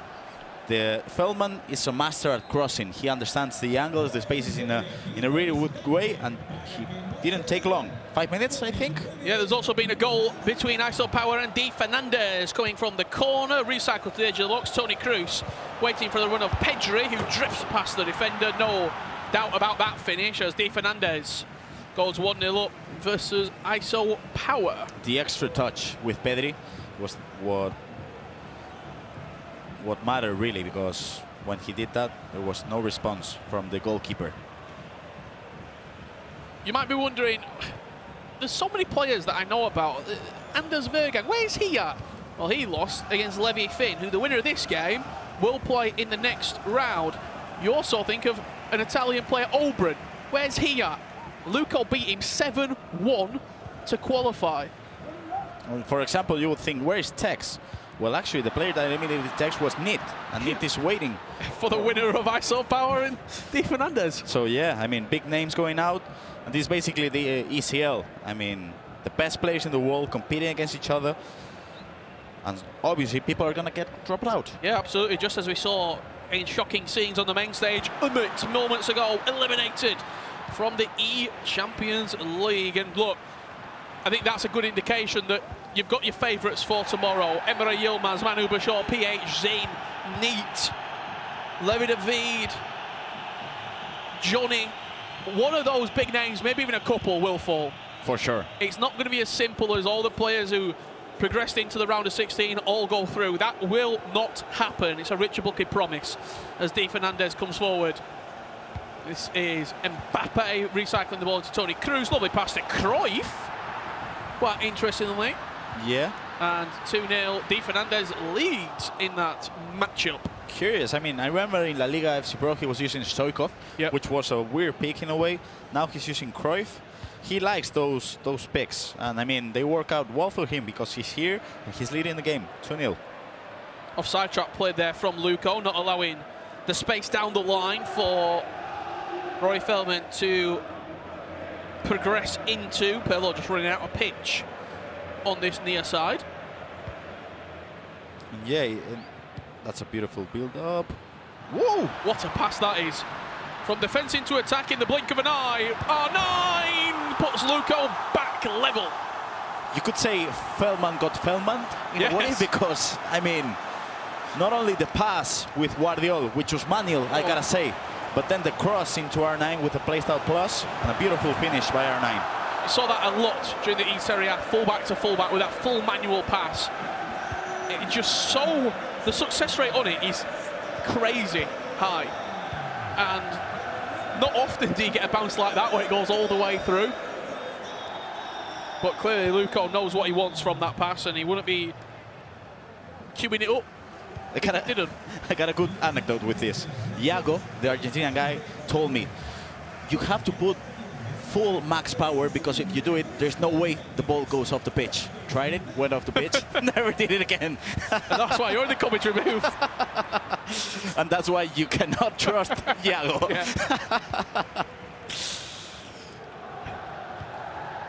Just going to see if he's going to do it again here. Company playing the pass into Pedri. Nice player lock, and then that scooped over the top to bring Gvardiol into play. Drogba is waiting at the back post. He will win it, head it down. Good save. Now Donnarumma. Now the corner, no, the pass gets in. Starting to see Luco just ticking over ever so slightly. And if there's one thing I know about Luco after watching him in the Serie A, corners are incredible with him, as ISO power looks to have got a goal back here. Dinked into Drogba, Mbappe with the left-footed strike. Quite a nice finish that, to be honest. And with the left foot, was yeah. it? Yeah, that's surprising, but again, Mbappe's a really nice item, and the stats, the finishing stats are high up. I'm curious, because I think both games are similar in a way. You have Iso Power and Feldman, players who have been competing since 2019, 18, but they are still really good at the moment. And now you have the youngsters, as Di Fernandez, as Loconego. I think Loconego was, what, 16, 17? Di Fernandez is 18 at the moment, qualified for the World Championship last year. And it seems like old school against new school. Let's have a look at this corner then. R9 over it. Which way is it going? Tell me, Rich. You're The Drogba, I imagine, just fired into the near post is what I'm going to go for. It's not. It's played to the back. It's floated. Oh, what? Sule, what are you doing? Sule got tackled by a ghost. He's that big as well. He went down in stages. So look at that at the top side of the pitch. There could have been a long ball over the top. However, Feldman just slowing it down as we expected he would. Yeah, I mean, that's what you expect from Feldman. The thing is that the second... No rush. No, never. And the second he gets the ball into a dangerous position, he'll rush, for sure. Like this. Now it's going to be quick. He doesn't think about it too much. I mean, he just goes for it. And I really like the way you mentioned how he doesn't care about really the opinion of, you know, maybe people watching at home, maybe other competitors. If he feels like there's a way to win matches, he'll do it. He'll do it. Obviously, we don't mean this like in a disrespectful way, because it's not nothing. Whoa, what a scream. What happened there? We'll tell you what happens very shortly indeed, as Luco comes forward into the box. That's dinked into an area that Toni Kroos is simply too strong in. Di Fernandez, lovely McGeady cancel, recycled to the edge of the box. Kroos into Pedri, Pedri into Drogba. Beautiful goal. Di Fernandez re-establishes that 2-goal lead. Yeah. And a beautiful Vamos. We've not seen that from Di Fernandez in a while. This is big. Drogba's not in that area where you want him, though. He's not at the back post. He's creating for R9. Donnarumma with a good save as the play locks come out to clear the lines. And another scream, but this time from the other end, because as we can see, Musiala is running. He finds Drogba with the player lock, and oh, I thought he was, I thought he was going to direct it into the back of the net, but no. He found the extra pass, and Iso Power is still alive in the match. 2-3. And what you might have missed in the bottom corner is a chance coming in for Luka Negua, and the corner is given. He went to the back post on the last corner. Does he go to the back again, or is it into the front area? Front? Whipped into the front post. Drogba wins it. On the rebounds, you would imagine he gets there. Donnarumma back up on his feet quickly. Yeah, Feldman is going to take a breath now. That's two corners where he's created a chance from both corners. One to the back post, maybe feels a little bit hard done by not to get a chance, and that one with a shot on target. Do you think the third one's going in? I think it is. I'm going to be critical. I think if he starts greening those headers, it's hard to do, but if he can start greening the header at the near post, I think it's a guaranteed goal. Now it's a tough position to defend because he went first post, second post. Now what do you expect? Player luck maybe coming in? Protect the short, player luck into the front post maybe. And that's the hardest thing as a competitor. When your opponent knows so many different set pieces, you don't really know what to defend anymore. Nah, I think sometimes you just random cross it to expect for something to happen. This is what Feldman did, but didn't work out this time. Approaching half-time between Luco and Feldman. There has been a third goal, and it's ISO power from the corner, whipped into Drogba, keeper nowhere to be seen, and that's a green-time header from the corner, which results in the ball in the back of the net. Yeah, that's what you talk about. Sometimes you need to green it, and it's not really hard to do, really, especially coming in a set piece or a corner, because you know the timing is going to be there. For me, it's definitely harder in a 1v1 situation with the keeper. You don't have much space, and you have to green time it. That's harder than a corner, because corner, the timing is going to be similar, really, lots of times. Lukonegwa is just passing the ball to Mbappe. He's going to pass it again to Pirlo, and this is potentially a big chance. There's a cross. He's getting Drogba. Oh! Ooh. Oof. We've had some big surprises today at Gravison. Let us know what your at-home surprise of the day has been. Is it Hezers being eliminated versus Curta Dailo, a former runner-up to the eChampions League only 12 months ago? Is it Fummer, a four-time E-League champion, crashing out of the competition? Or is it RB Leipzig's Umit, a favourite in many people's eyes, no longer in the tournament? Let us know at home. And do you think we'll see any surprises tomorrow as well? Any bold predictions?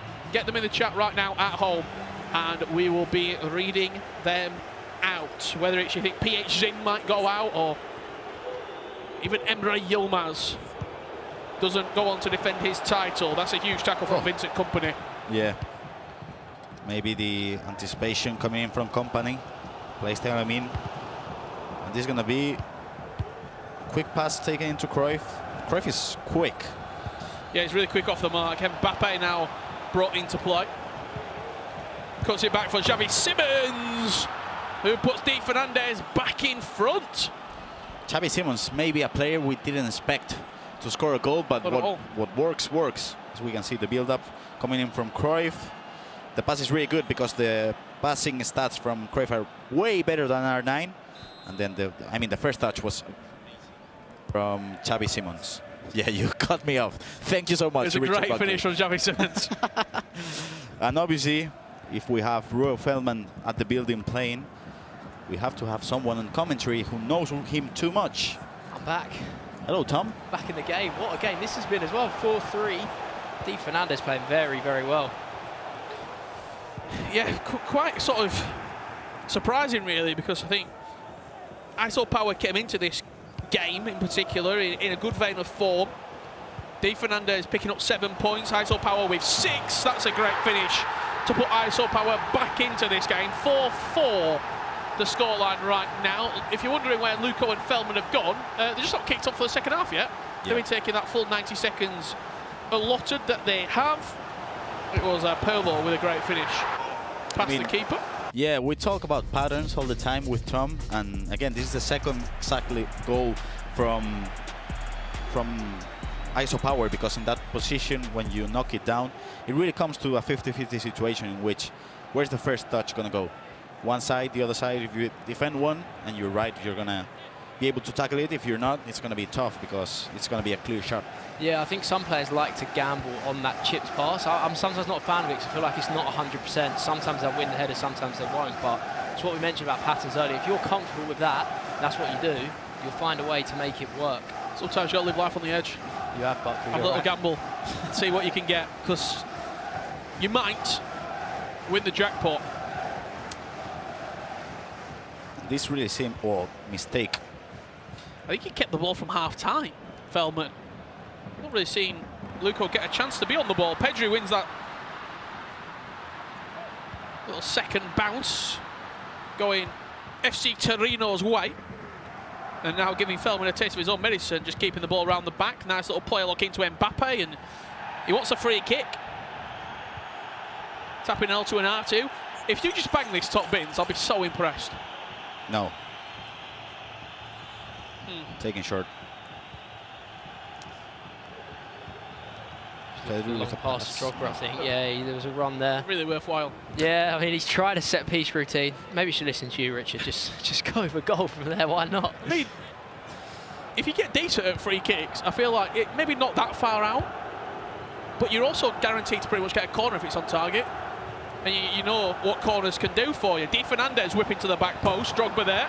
Nods it into an empty net. The goalkeeper taken completely out of the equation as we join this game back with the ball slowly but surely trickling across the 6-yard box. I want to ask you, Tom, Feldman is really good at cutting back and just running by the byline.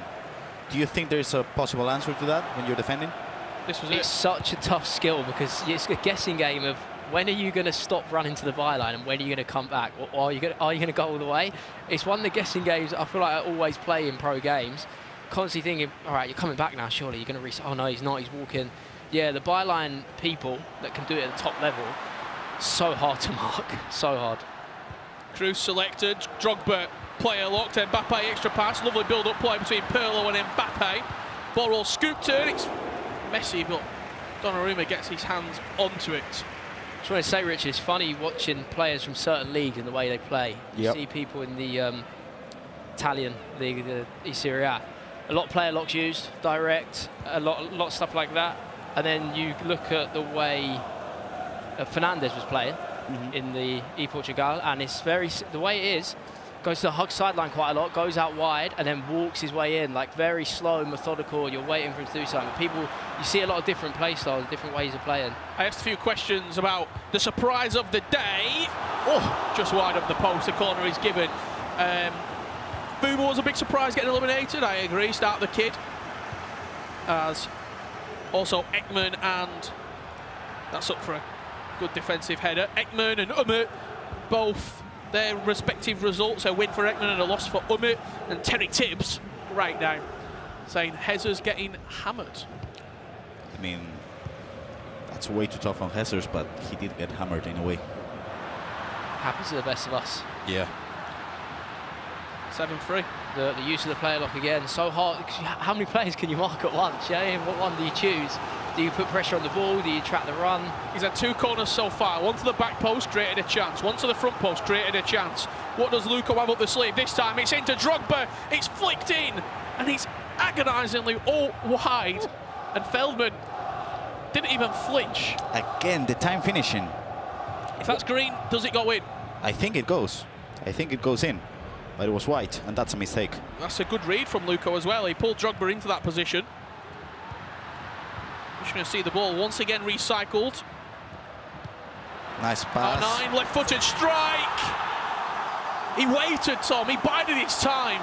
And Luco is in front for the first time in this matchup. We've seen that player lock used effectively today. Look, you see, as he gets it, just moves the player slightly, and then he's moved already just because of that player lock from earlier. And I think we've seen it quite a lot with the left forward and right forward make that nice run between the centre-back and full-back. And if you can find that pass, it's all about timing, you're in. I mean, this was a similar goal scored by Tylo a while ago, that match against Hezers. Di Fernandez, 5-4 up. This is live action right now, 20 minutes left to play. As the La Liga FC Pro semi-finalist looks to go one step further. It's a nice little ball over the top if he decided to play it, but just taking his time. Henry with the space. Drogba is there. Nope. Just falls into Donnarumma's hands. And talking about the goal that was conceded by Feldman, I really feel like Feldman is not a player that does those mistakes of switching up the play with the fullback not in position. But again, these things can happen when you're competing. That's what maybe the people at home, maybe we commentators are a bit too critical in situations that could happen to any of us. Mbappe, Whoa, what a tackle. Vincent Kompany. He's already got a statue at the Etihad. Dave Fernandez is going to knock it down. Wow, what a tackle. What a tackle that is. Crazy. Not in my box, no way. Drogba floated into Musiala. Pirlo with a lot in front of him and just ISO power once again hitting that switch of play. Cancelo has a whip in the locker. Toni Kroos floating it in. Henry with the strike, it's red timed, and it will trickle out of play. I was going to say, surely not 3 times. I mean, it was the same situation generated before. And now Feldman. Do you think like Feldman is a good constant press player? I think he prefers to be in the lead in this situation, so we have to see what he's got. I mean, what do you do in the 68th? Do you think it's too early, or do you think now's the time you throw the kitchen sink? 9 minutes, you got so much time. Yeah. I think it's too early. Especially if he scores from this chance. There'll be no change. R9, what a save. Donnarumma, by the way. Big plaudits. We need a conversation. He's turning up. He has been unbelievable. What do you see, Grav? First post, it's opened. If he pulls Drogba into it. Maybe back now, if you can go to the back. He's gone to the front, now he's running around the back. Playing tag with the goalie. That's interesting. He pulled it out way too much, but then you start thinking about what you do. Yeah, it's guessing game. Guessing game with the goalkeeper. We always talk about it. Surely he's offside. Yeah. We always talk about the corners. The longer you take, the less chance of scoring. If you can get that corner whipped in straight away before the goalkeeper's really got a chance to be moved, then you're looking at high success rates. Yeah, especially the way Nacho or Mati do them. I mean, you played against Mati. Is it possible to defend when they're that quick? If you're alert, yes, but you have to be so switched on all the time. Like I remember actually talking to myself saying, corner, corner, be ready, like straight away. R9 linking in with Pedri. Kroos floated out wide. And a recycle of possession from Luca. How many times do you... We'll see his chance here coming in from Dave Fernandez. You heard the roar. What on earth is this goal? It's good dribbling from Dave Fernandez after a couple of errors at the back on both parts. Dave Fernandez and ISO power. As I'm just going to turn your attention to the bottom right corner. How often do you get that chance? For example, just a shot at goal. You concede a corner, and 9 times out of 10, you're going to grab a drink of water, you're going to turn around to your coach, maybe for half a second. Yeah. You can't take your eyes off the screen, because if that player can whip the corner in for straight away, you're going to be in danger. That's the time to lean forward. Yeah. When they get a corner, you sit forward and you focus like you've never done before. I mean, free kick here as well. It'll be interesting to see if you can use these, because these aren't used as much. Drogba is about to sprint into this box. We sold him a dummy. It's good. Oh. Giving him a little 1-2 there. You see that, pretending the near post and jump to the back post. Left, right, good night. Yeah, thanks for coming. The thing is, competing back in 2020-21, you couldn't skip the replays. So it was like a really good time to just catch a little breath, maybe drink a little water, but now you can skip them. So, for example, when you're competing, do you have to just bring yourself back? Because, I don't know, maybe you used to just, when the ball went out, it was like a little chance for a breath because the replays couldn't be skipped. And now you have to be locked in every single time. Yeah, always adapting. Little things like that make a big change. See a player lock here. He's going to nod it down. He is. Oh, big save. Once again, Drogba. It's Donnarumma in goal. He is. I think he's waited too long for this. Also, Feldman's not moved the keeper that much. Back post. I think the near post is there. He's gone to the back. Drogba's up. Luco and his corners. Don't ever come at the corner king. You know how it goes, Richard. He's done it again. He did it last week. He's done it this week. And in these tight games, it can make all the difference. The bit I like about that is the back post one. Yep. We saw a couple near post, no success. Back post, goal. You can't defend that, Grav. Especially, he didn't move his keeper that much. Even if it goes to the back post when you pulled him aggressively towards the front, there's a good chance that he might jump up and palm it or grab it. I just don't think there was enough on it. For me, the main thing is comparing the way both corners went. We can just talk about this in a minute, because I think this is ISO power getting a chance. Mbappe, lovely dribbling from ISO power. What is that? That's a goal. It's a goal. That is a goal. It's gone in. We've still got a game here. 5 to go. Forward over the top. Di Fernandez. Mbappe. He's going to be direct. He's going to drive. Vincent Kompany just leans on him. Give us some late drama, go on. Give us some late drama in one of these games. Di Fernandez. You can see that clock ticking in the top left corner. But a 7th goal puts him clear into clear air. However, ISO Power is not allowing it. I think both games in a pause right now. Roy Feldman's currently got his headset off. He looks pretty devastated. Devastated. He looks defeated in a way, but still there's time. ISO Power making changes. There is Roy Feldman. Yeah, it's been a strange game, this one, Tom. Yeah, and it comes down to tight margins. When you're not playing well, what can you do to win the game? I think that's what the best players do. They find a way. Their plan B, their 70% is good enough sometimes, and that's what you especially need. because Feldman is one of those players that like to play in those tight margins. And typically wins them. Yeah, so when it doesn't go your way, do you have a plan B, plan C? Doesn't seem like it at the moment. Manu He's rushing too much. Manu, on commentary, said it perfectly earlier. Tight margins, but with big impact. Yeah, definitely. These tight games, Luca would know before starting this game. What you're going to get? I'm not going to beat Feldman 6-0 here. I'm going to be needed to step up in the tightest margins when it's small like that, and that's what he's done. Donnarumma with a fantastic save. Frustration from Feldman. He knows that was a huge chance to get back into this tide. João Cancelo nods it home to Donnarumma. Turn your attention to the right-hand side because ISO Power is coming forward. Di Fernandez wins the header, but Toni Kroos wanted to keep the pressure on. That's a great exit ball. And if Drogba can get there, which he cannot get away from Pirlo. Left-hand side of your screen, Feldman having to defend again from Luco. This could be a 4th. This could be game, set, match for the Italian, who rolls into the next round. He'll be looking with his target set at Levi Finn from RB Leipzig. And the other match? Let's see the final stages here between Di Fernandez and ISO Power. This is it, this is GG. Di Fernandez squeaks through in the most narrow game.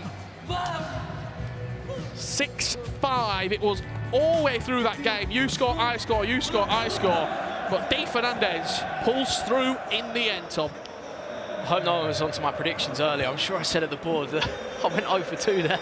Both of my predictions wrong, but it happens to the best well, of us. Very well played, I think, Di Fernandez. I mean, them tight games, the 6-5s, to hold your nerve like that, he's done very well. And Luco here just run away with it at the end. We didn't see the best performance from Luco in the groups. He drew against Rickard, he drew against Kosu. He lost against Johnny. He went into the final game of the group needing to beat. And he did. 1-0 win. Big game. Final match of the day. And I think when you look at his performances, I don't think people would have picked him. You didn't in this particular matchup, because he didn't show us too much at the groups. Feldman knows it's game over. He is recited to another eChampions League defeat in a brutal fashion, as Luco from Torino will go into the next round. Could this be a passing of the torch with Umut being eliminated, former top 8, Hessers, runner-up, eliminated as well, Feldman. Andoni. Don't say that, Grab. I'll be way out as well. You're already on the commentary position. Basically had the resignation. Incredible stuff. Luco with a few brilliant set pieces. A resolute defence. Simply too strong for Robbie Feldman. And the man from Borussia Dortmund will crash out of the tournament. It's been a great day here. I mean, 2 Italians going through, Danny Pitbull and Luco. There has been some big surprises today. Final thoughts, Tom, from the 2 games that we've just seen. Feldman going home, and ISO Power and Di Fernandez having an absolute cracker. Yeah, I think big credit to Luco, because as I mentioned, He would have known that game was going to be tight. He knew that he'd have to have the small things. You're not going to get the goals you want against Feldman. Okay, what can I do as my plan B? Can I score corners? Can I get some more effective goals where I don't have to play that well to do it? And Joel's, me and Grav have been talking about all day, timing, when you score, how you do things. That third goal, perfect time to win the game. Grav, Di Fernandez, 2 performances in the domestic league, 1 at the cup, 1 at the league, 2 semi-finals. Does he have the game to go further this time around? This is what I wanted to talk about. Di Fernandez got eliminated in the cup against NIT, the guy who's playing tomorrow against. So let's see what happens. We have a La Liga derby, we could say, happening tomorrow. Yeah. So one of them is going to be alive. He's going to be the only player competing for La Liga FC Pro alive in the competition. So let's see what happens. Let's see if Di Fernandez can take his revenge. I think you just saw PhD in the background as well. What's been so good today, we've had all these fantastic games, and you've just got looming tomorrow. Johnny, Manu Beshaw, Emre Yilmaz, PhD. The big dogs are coming to play tomorrow, but I think they'll also be very worried that today hasn't gone to plan for a few of our biggest names in the scene. Brandon, Rachel, it's been a fantastic day. What you made of it? Oh, Ryan, over to you. Absolutely excellent. But we're actually going to throw it over to Ryan, because Ryan, you got a pretty special interview, haven't you? Yes, I do. I'm joined by the match winner, of course, defeating Roy Feldman. We had a very close game. I don't know if you know this, right? You have the best defensive record in the tournament. What separates you from a lot of the other players in just managing your nerve and keeping cool? Before the match, I did an interview where I said, Feldman, be careful to my defense, but after 5 minutes, I was down 1-0, so... but then I managed to let him score only 1 goal, and I think this is what made me win this game. Yeah, you performed fantastically well. Of course, looking ahead until tomorrow, you've got Levy Finn. It's a tough game. He, of course, topped his group. How confident are you feeling for that game? He will be very confident, but I'm also very confident because today I played, so I played well, and I'm not scared about him. Yeah, you, of course, with your coach behind you, you have a good relationship with him. How important do you think having a coach behind you in those key moments are?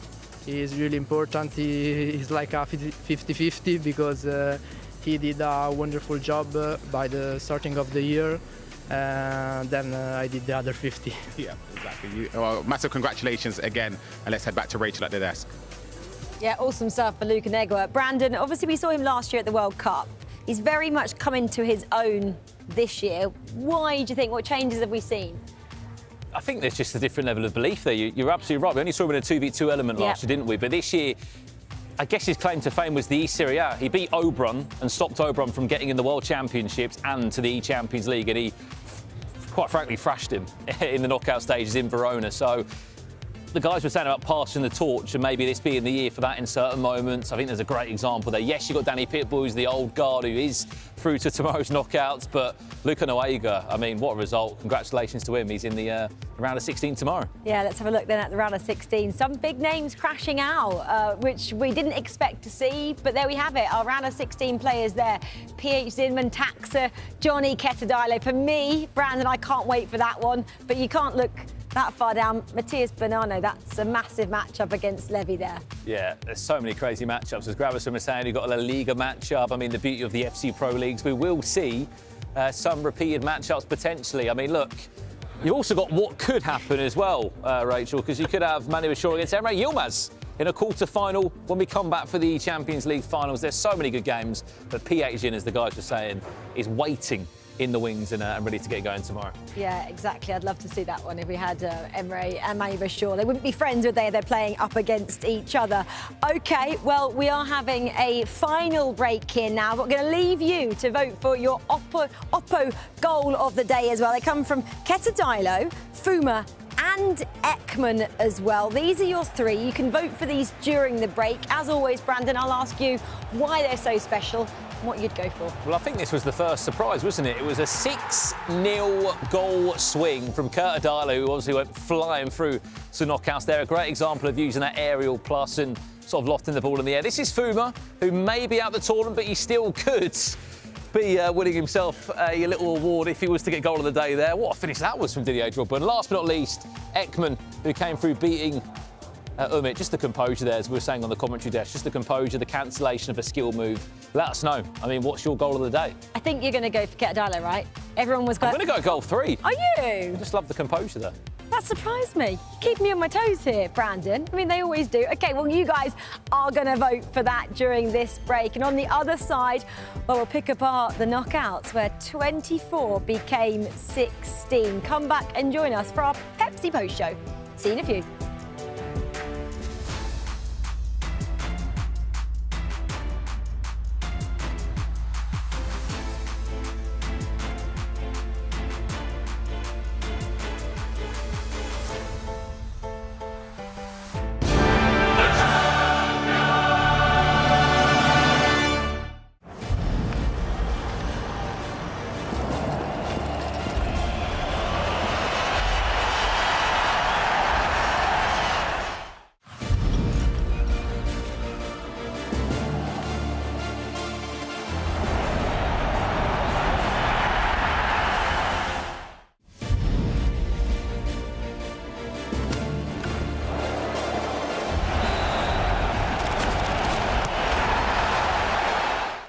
Ready for something new? Just eat. Oh, you thought it was just burgers and fries. They got more flavors than you tasted or you heard in your life. Ooh, this is what the app do. It ain't only fast food. Switching styles like opera to rap too. I'm a bad girl, but my takeout better. What you need, dude? I could cop a taco platter. And my sushi train is on loop. When you're this slick, what you gon' do? Did somebody say just eat? Yeah, possible. Looks like whoever drops the ball buys a Pepsi. Go on, Jack. Sonny!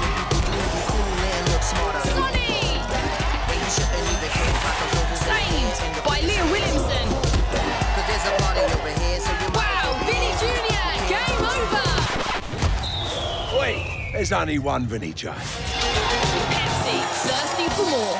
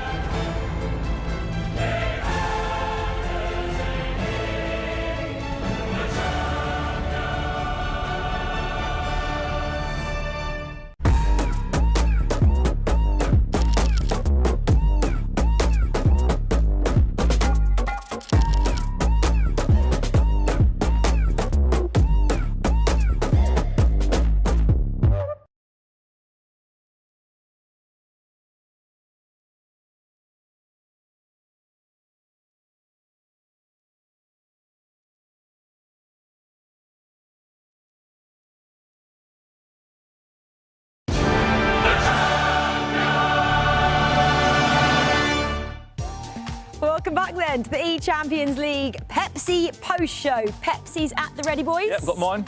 Guys. Don't worry. I don't have one. Don't worry.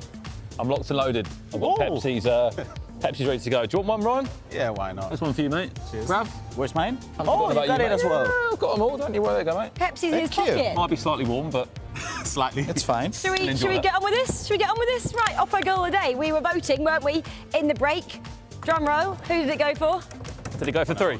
It did. Ekman. Well done. Did you agree? Goal of the day, for sure. 100%. Why? It's just the way sometimes when you skill, you gotta cancel, you gotta pass. I mean, it's just sometimes imagination comes in, and this is a goal that you cannot replicate at home. And Ekman as well, the fact that he knocked out Umit was pretty special, Ryan. Yeah, I done the interview with him at the analysis screen. He seemed pretty chilled out. He didn't really celebrate too much. A lot of the emotion came from his coach, but yeah, it's a massive result for him.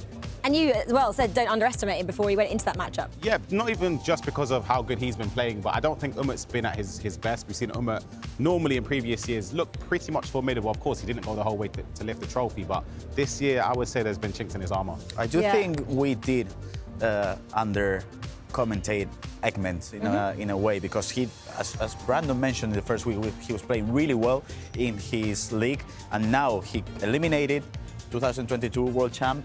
Now he's facing 2023 world champ. What is happening? Narratives. This is the biggest test, isn't it? This is the biggest test. If he goes on to do the kind of thing that no one would ever expect, taking not one world champion down, but two, well, we have to start talking about him, wouldn't we, in the same vein of form. OK, well, we spoke about the Oppo goal of the day. Now let's go on to FedEx top goal scorer. Do you know where this one came from? No. Ketadilo, 7 goals. Here we go.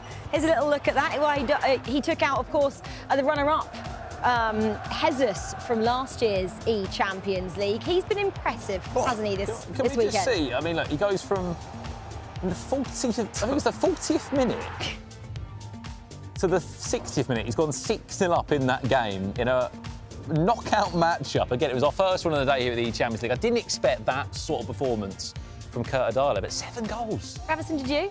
No. And Tom was telling me, I mean, Dilo is really good, and you played against him. Yeah. He's really creative offensively, and the way he just does some things inside the box that you don't expect. I mean, scoring 7 goals against Esters, and not only that, conceding 0 goals for 60 minutes. It's crazy. Yeah, Jesus scores a lot of goals. I'll be honest, I would have expected Jesus to win the game. I thought there'd be a lot of goals, but I thought maybe it would swing the way of Jesus, but Ketadilo proved me wrong. Does he have skilled moves as well? Everything. Going forward offensively, I think that's his best part.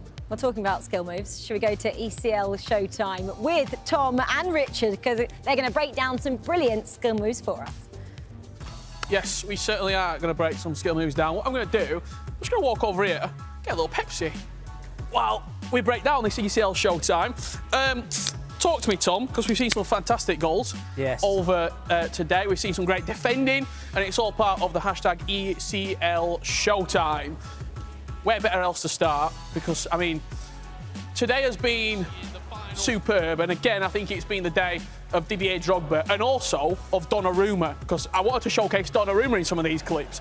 What a keeper. Big moments, not just goals, big saves as well. You see it with that one there. These clutch moments have got a long way for players. Yeah, they really do. Player lock into the box. Again, that would have been maybe a goal of the day, if not for the big man between the sticks in Donnarumma. I think what we're seeing over the course of the eChampions League is last weekend there was unbelievable goals, there was unbelievable skill moves. Now we're getting into the small margins and we're seeing what the eChampions League is all about, top-level competition. Yeah, you see it, small margins, as you said, with the Drogba. If Donnarumma's saving him sometimes, and you've got Drogba finishing it as well. It's good to see. Yeah, I can't wait to see what happens tomorrow. I'll be back, hopefully. He'll definitely be back here, and we'll be breaking down all the best bits here at the eChampions League. That was your ECL Showtime. Back over to you, Rach. Tom, Rich, thank you so much. Go and enjoy those Pepsis. Well, we have a special guest joining us right now, Rip Direct, because you are our PS5 Player of the Day. Congratulations. Thank you very much. Congratulations for getting through as well to tomorrow. You've got a big matchup there, Emre Yilmaz. But before we get into that, you took down an experienced player in Andoni, but you also had a bit of an experience getting here as well, didn't you? You got in really, really early this morning. Tell us about the story. Oh, yeah. So apparently I finished my work at 3 p.m. yesterday. Then I went into my car, drive to the nearest airport. It was like 4 hours straight driving, then had a flight, then took a taxi to the hotel, then had some sleep and woke up today. Had some photo shoots because I was not in the media day yesterday. So that's what happened. I had a really nice sleep because I've slept like 8 hours, so no worries about that. But the worst thing was that I didn't know if I can reach the airport on time yesterday because my flight was at 8 p.m. and I finished my work at 3 p.m. So and after that I had to drive 4 hours. Can I ask you, what was more stressful, nearly missing your flight or playing Andoni? Of course, nearly missing the flight. Airport stress, different kind of stress. Let's have a look at some of your highlights then from that Andoni matchup, because that was the matchup you had to win to get this matchup against the defending champion. Talk us through some of these moments, if you will. As you can help.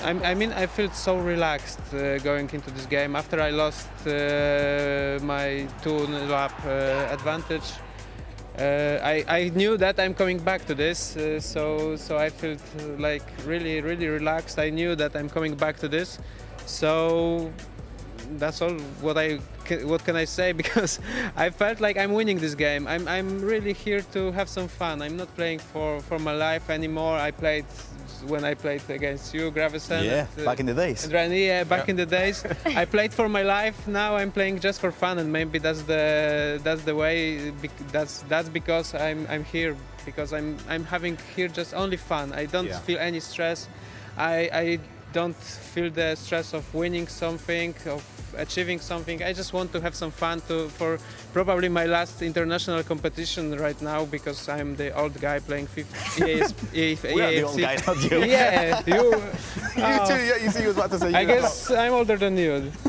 I'm gosh, let's not get into ages. I'm 27 this year. Oh, you are. You're just a year. Yeah, so I'm the old guy playing EAFC, and I'm just having some fun for the rest of my career, let's say, career. Yeah, I respect that. You, of course, have taken down some big names, Andoni today, but even last week, you didn't win the game against Nicholas, but you had a fantastic performance. You've been dominating a lot of your games, but tomorrow's a big game against Emre Yilmaz. How are you feeling for that? Yeah, it will be a tough game. He won the eChampions League last year, didn't he? Yep. Yeah, so let's see what happens. If I'm relaxed, if he will get some stress, anything can happen. It's just 20 minutes of game. I know what I'm capable of. I can win against everybody. That's what I saw from myself against the game against Nicolas last week. Yeah. Because I was really dominating this game, and then after this game I thought, well, we can advance. We can maybe win this competition at all. But let's see what happens. I feel really relaxed. I'm not taking any pressure on me to win. If I go to top 8 and will come back to London next week, then it's great. If I don't, then it was a beautiful journey here, and we'll see what happens. Well, it's been great to watch you today. If you continue having fun, then who knows what's going to happen. Go and get some sleep. I think you deserve that. Okay. And we'll see you tomorrow. Okay, thank you, guys. Thank you, Rickard. Thank you. Amazing. I mean, what a guy. he's taking it in his stride, isn't it? But he does have a big matchup tomorrow amongst these other big matchups as well. Grav, I'll come to you first for your pick of tomorrow's lot. For me, it's Levy against Matias Banano. For me, that's the game to watch, but we have to keep an eye on Johnny against Dialogue. Do you agree, Ryan? Yeah, for me, Johnny, I'm just excited to see him again. Yeah, for sure. Brandon, we already spoke about this, but your thoughts again on these? Yeah, I mean, look, proper Champions League matchup. PSG, Juventus tomorrow, and Kante against Danny Pitbull. I'm excited for that one.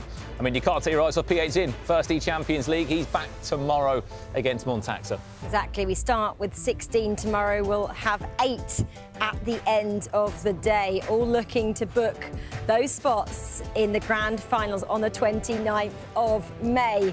Wow, it's going to be tense tomorrow. If today was tense, tomorrow's going to get even more exciting. Come back, obviously, and join us for that one.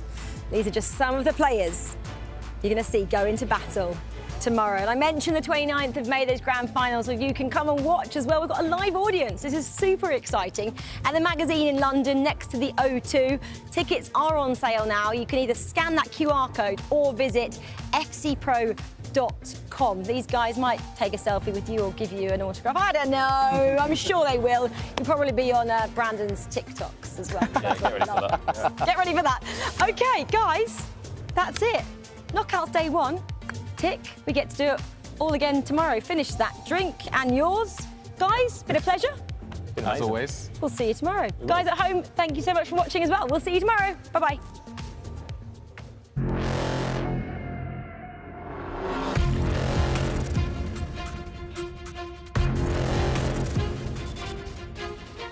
First game on the way here in the Champions League. Look at the space, he's gone! has just completely flipped this game around. Final nail in the coffin. Danny Piggle with a diving header. It's a perfect start for the Club Brugge man. He's on a rampage. What's happening, Deepa? Oh my God! It is carnage at the eChampions League. Taking the space, cuts it back! Never count out Banano.